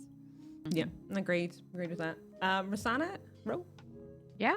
I think I agree with basically everything that's been said so far about it being definitely a balanced situation. I think the thing that came to mind for me personally is something that I think a lot of people find in games that specifically for people that are neurodiverse can be harder to find is a sense of community. I mean, I think us sitting here is a really good proof of that, but I think the whole of Twitch and also just multiplayer games, being able to communicate with people from the safety of your own room without maybe having to deal with like face-to-face social interactions where you might miss social cues or you might feel awkward, and being in a space where you don't have to worry about what can I talk to about this person. Like you can just talk about the game, like you already have that in common, and it makes it really easy to start friendships and stuff. I think for a lot of people lowers that bar of, okay, how do I get out in the world and be myself, learn how to be yourself, stuff like that. I think that is something that gaming brings for a lot of people. I think there's also other things that bring it. It's not just exclusively games, but I feel like games are a really cool way to connect people. And I've personally benefited from that a lot. I feel like social interaction in game and on stream and stuff is like the right level of social interaction for my brain, which I didn't realize was something that I was missing growing up, where I always thought that first I was like really extroverted, and then I was like, no, I'm really introverted, and I was like, no, I just need to find the level of social interaction that doesn't tire me too much but also gives me enough energy because I like socializing, and you don't want to get isolated. So I think it helps a lot of people feel a lot less lonely. Yeah. I Yeah. love that. That's a really good point of view on it as well. Yeah, I think it is like a big thing for a lot of kids because you may not be able to travel to different countries or whatever. You can still get other people's cultures as well and learn about them through that. So it is another way to open your mind to a lot more out there. That's not just your own, country's view on things. There's a lot of things you could learn about out there, which is pretty cool. Pretty freaking cool. I agree. Sav, would you like to go ahead? Because I can see you're like, Oh yeah, I'm ready. Oh god. Well, because it's so funny because Rosanna just said something about like kind of like balancing the social interaction and being like, am I an extrovert? Am I an introvert? And I've always thought that I was an extrovert. Like I just seem very extroverted, but there are certain interactions that drain me so much, and I realize Social that I'm succupuses. extroverted around the right people, or I'm masking because I'm in a performative situation. And then I'm actually ambiverted, which is like a little bit of both. And so Rosanna, whenever you were talking about like being on the outside of things, and I actually wrote this spoken word about 5 years ago called Fringe, and I talked about like being on the fringe of things, like kind of like a, do y'all have Tupperware? in the UK? Yeah. The plastic Yep. stuff. Yep. Put stuff Yeah. in. In the Okay. UK. Okay, so you know Tupperware, like, you know how you can have different drawers for things, and sometimes there's a drawer for the lids, and then you have the Tupperware. And I always felt like the lid that didn't fit on any of the Tupperware, you know, kind of just Huh. like I could try to jam my edges in myself and to try to make it fit, and it just would always be awkward and pop off. Mm. And it's called Fringe. It was like this. That was kind of like what it was about, as floating around, like going to the cafeteria tables and just kind of bouncing from group to group, but and not having, you know, really any like click, or not really having that best friend. Like whenever people were doing those things, I didn't really fit in Yeah. anywhere. And I feel like going back to the original question. Look at me. I'm circling back. I didn't even lose the plot. I didn't lose the plot. That's because I wrote it down. But going back to the whole is gaming good or bad, I totally agree that you can find your people within the gaming communities. And having been only on Twitch for, this is like my 3rd year, so I'm a little Twitch baby and a gamer baby. I've never felt such a strong community bond as I have with this platform and the people that I've met through it, and my community and y'all, and like the Women's Guild has been such a huge resource for me to find that kind of spark again with content creation, because it's so inspiring to see so many amazing creators that are like me, like, and it's just it's so wonderful to see everybody's different perspectives. And I love what you said about the different cultures, about, you know, as an overnight streamer, I get to talk to people that are part of my, you know, core community that are in, you know, the Netherlands and Denmark and Greece and Australia, New Zealand and UK and Ireland and Canada, and all these places that, you know, if I had never found Twitch, what are the chances of me being able to meet these people? And even if you're not streaming, you can be playing games, and I don't go on the PC, but if you're doing that, that's great. You could make some friends on there. I hope so, you know?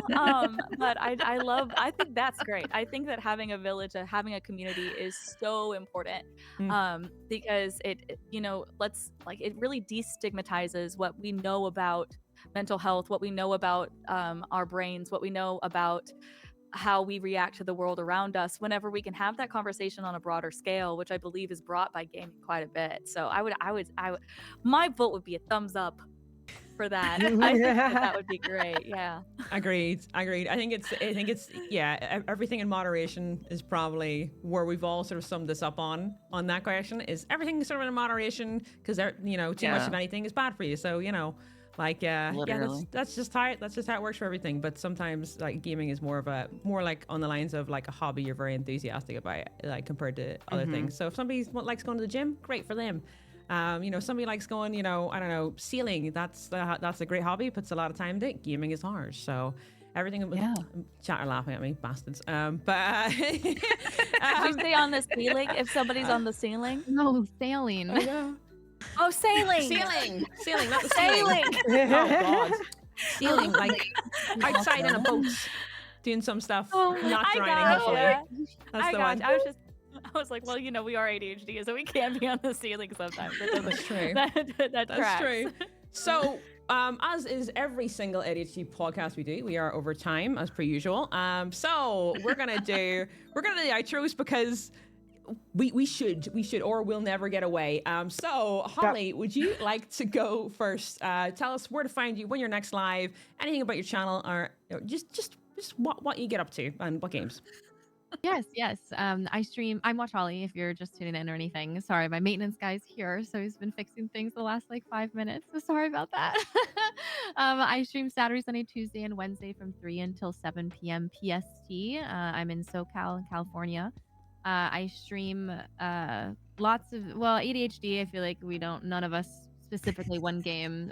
So I would say variety, but also my chat will tell you that I'm a just chatting streamer because I talk a lot. I stream for mental and physical wellness and how we can combine those two, because I'm super, super passionate about how we can all improve, just like ourselves. So yeah, right now I'm gonna try and get into some challenge runs with some FromSoft games. It could be Elden Ring, but I also love Lies of P, so I'm gonna try and get into those. I just finished Control. Life is Strange, and what's other ones that I've done. So there's just kind of all over the place. Yeah. Did we get? Oh, we did. We got a shout out. Okay, good. So yeah. Yeah, mods. If we can just get a shout out for and every time somebody. Yeah. Cheers. Thanks. I got a command for everybody. Rosanna, do you want to go ahead? Tell us where to find you. Anything about your channel, when you're next live, what you stream. Sure. Yeah, you can find me on Rosanna TXT basically everywhere, so not just on Twitch, on any platform. My next stream is actually going to be this Sunday, and we're going to do a very special one. It's going to be a co-self-care stream. So I normally do co-working and Sims on my channel, so both gaming and work. But I'm preparation for the Christmas holidays, because I know that sometimes for people that can be a little bit overwhelming. We're going to do 4 rounds of 50 minutes focus time, quote unquote, and we're going to use that focus time to do things that make us happy, take a moment for ourselves. So I will be painting my nails, and I will be reading, and I'm going to encourage everyone in chat to take that time and actually practice self-care, because we have a little saying in the community that is self-care is very sexy. So we're all going to be hella sexy Sunday evening and practice it. Nice. You can find me normally from Monday through Friday during the day for co-working and in the evenings for gaming. And yeah, you're more than welcome to come hang out. So I'd love to see you in chat sometime. Okay, I love it, guys. Love it. Great intros and outros, actually, making me wish I had a better one myself. So, Sweetie, would you like to go ahead? Where to find you? Anything about your channel? What you're streaming next? When you stream next? Hi guys, my name is the Hello Sweetie. I go by Sweetie River Melody. It's Doctor Who reference. I stream Monday, Tuesdays, Thursdays, and Fridays and Saturdays. Actually, I stream in about 2.5-ish hours, usually for about 5-ish hours. I usually start Hawaii time zone because I'm in Hawaii, so. Been here for about a year, been streaming for about 3 years. I'm a bi, plus size, Mexican indigenous mama, wife, and let's see, Troll. I am a huge troll to Trolls Queenie. me. I am always in Queenie chat. You will always find me here. If I'm not trolling Queenie in Minecraft, it's always in Lethal with her. Let's see. I am very chaotic, cozy, kind of, not really. I am a horror variety streamer. I do a lot of Phasmo open lobbies, whether you're just starting out in Phasmo and whatnot, or you're like me and have over 700 hours. Join me in the chaos. It doesn't matter. I love to have you. I love Phasmo. Okay, that's my comfort game. I'm not gonna lie.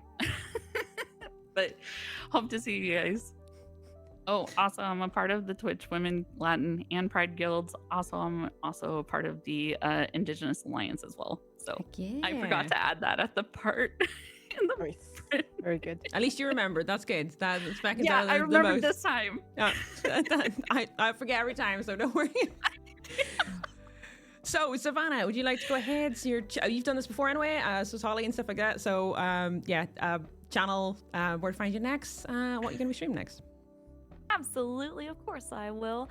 First of all, I did want to say thank you so much for having me on this again, and for having us all get together and yap about this. It's just such an amazing thing, and that you use your platform to uplift and amplify the marginalized voices. That's what the guilds are all about, and I'm so proud to know you and honored to be a part of this. And for everyone, hi, I'm Sav. I'm the wholesome singing Soulsborne streamer. I play mainly Souls games. That's how I got my start, was with Bloodborne on the PS4, streaming 3 years ago. And I do challenge runs, hitless runs, all those types of things. But I'm also going through my first playthrough arc right now with Mass Effect Legendary Edition. I'm on Mass Effect 2, and I am updating my YouTube with new episodes weekly for my Mass Effect 1 playthrough. So be sure to follow me on there at Sav Plays Games. On Wednesday, Thursday, Friday, and Sunday are my Twitch live days. I usually stream overnight, like 10 p.m. to 5 a.m. Central Time. And I do during the day on Wednesday. So I hope to see you in the chat. We are a very friendly, welcoming community, and I do keep things safe for work, family friendly. So if you want something late at night to watch by yourself, something to watch during your work hours, like, we're safe there, as long as chat's not trying to con me into socially awkward flirtation situations on Mass Effect, which I have avoided with every ounce of my physical being. But that's a topic for another time. At the end of the day, I am also in the Twitch Women's Guild community building mentor, and I love talking to people about how to just be a part of communities. They have been my lifeblood on Twitch. I'm super grateful. I'm also the founder of the first Soulsborne stream team on Twitch that is all women, femme, non-binary, women identifying. So I am so happy to be a part of this, and this is like, I love to do this. I just reached over $100,000 raised for charity because that's like a huge part of my stream. So whoa, that just happened. So if you like all those things, then I'm your gal. Head on over twitch.tv/SavannahLow, and I hope to see you. One of the only family-friendly streamers that I will actually watch, by the way. I have a rule of I don't really watch any. Like, it's just that no swearing is really hard for an Irish person to go in. It's like, it's not the same, but Savannah's one of the only ones I'll watch because, we know that. you know, I'm studying Savannah. I'm like, why is Savannah and me the opposites? Like, salt and pepper, really. We discussed this actually not too long ago in a... Why we go together so well. Yeah, we get along and we're completely the opposites. So it's interesting, but sure. I don't even know where we said it. We said it in Twitch Guild somewhere, Twitch Women's Guild. So we're talking about it. Not sure. Yeah, you killed me in Lethal Company with a stop sign. That I was talking about. I remember that. Sav remembers. I remember. I know what you mean. I got a clip of you coming up to me with one loot. We've been playing for like 4 hours, and Savannah says, I'm really happy. I finally got this loot. Like, this thing. I finally got one item. And I says, what do you mean you've got one item? And she's like, this is the only item I've got so far. I'm so happy I finally got one. I'm like, we've been playing for like 4 hours, Savannah. What do you mean you only got one item back to the ship? So yeah, she died every single other time getting back to the ship. So it was a chaotic mess of an interesting day for Lethal, that one. And then we had another ADHD person. We had Valian. So it was literally just 3 ADHD persons and Blue, who was trying to, you know, organize everything, and 3 ADHD people all doing random stuff. Valian was running off by himself and dying. Savannah was trying to get one piece of loot, but dying. And me and Simon were just like, I wasn't pairing up with him. I was trying to like avoid to try and get other things. And then I just like, oh, I found a body, Simon. It's Valian's just jumped down a hole, and then Savannah's just disappeared trying to get one piece of loot and died again. So it was a great day. Yeah, we need to do that again, actually. We need to do a Lethal something like that. So something like that. But anyway, because we need to wrap up as well. FG, it's your turn. Would you like to tell us about your channel, where to find you, what you stream, anything like that? Sure, yeah. I'm FG Squared, also known as FG. I usually am live Mondays through Fridays, start at 9 a.m. UK time, usually like for 7 hours. So I'll be live again on Monday. Been doing lots of Project Zomboid. Rimworld's got to come up. I'm gonna do like a Christmas subathon marathon type thing. And on the 25th, actually, I'm doing like a special stream where starting at 11. We did this last year. My husband and I cooked Christmas dinner on stream, so we're gonna do it again this year. And it's like for everybody that doesn't have anywhere to go, so they can just come and hang out. And we have like this whole menu plan. We're gonna make like a dessert, and we're gonna make like Yorkshire puddings and stuffing and roasted chicken and all sorts of crazy things, like full-on Christmas dinner. It's gonna be really fun. And yeah, I'm also part of the Women's Guild, as everybody here. I'm also part of the Halcyon Frequency stream team. We're mostly known for running the Hot Potato charity event twice a year, fundraising for Doctors Without Borders. We've just recently had our 8th one, I think. We've raised over $500,000 for Doctors Without Borders now, which is like amazing. And yeah, would be lovely to see you on Monday in stream. Heck yeah. And no, Chris, it is also not my birthday. But you have a throne, right? Like, we can gift you things, right? Because it's the giving holiday, so technically, yes. But yes, it's also not my birthday, because my chat does not understand when it is my birthday, and they think it's my birthday every single day. So that's the whole thing that we're doing. But yeah, no, it's not my birthday. What I'm hearing is it's a birthday. Happy birthday! Thanks, Chris. Thanks.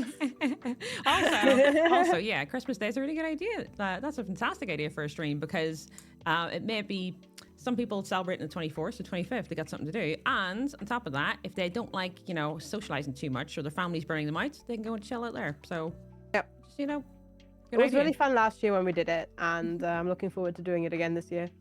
There you go. Let's go. So I just want to say, I know we're trying to rush, right? But thank you guys for jumping on the podcast, especially last minute. This was a 3 months delayed podcast, so it took a wee while to get to it. But I just want to say thanks, guys, for showing up. I've known majority is for quite some time, bar the other row. We have recently just met, and she's insane. So like second row, we got 2 of us, row and row. It's fantastic.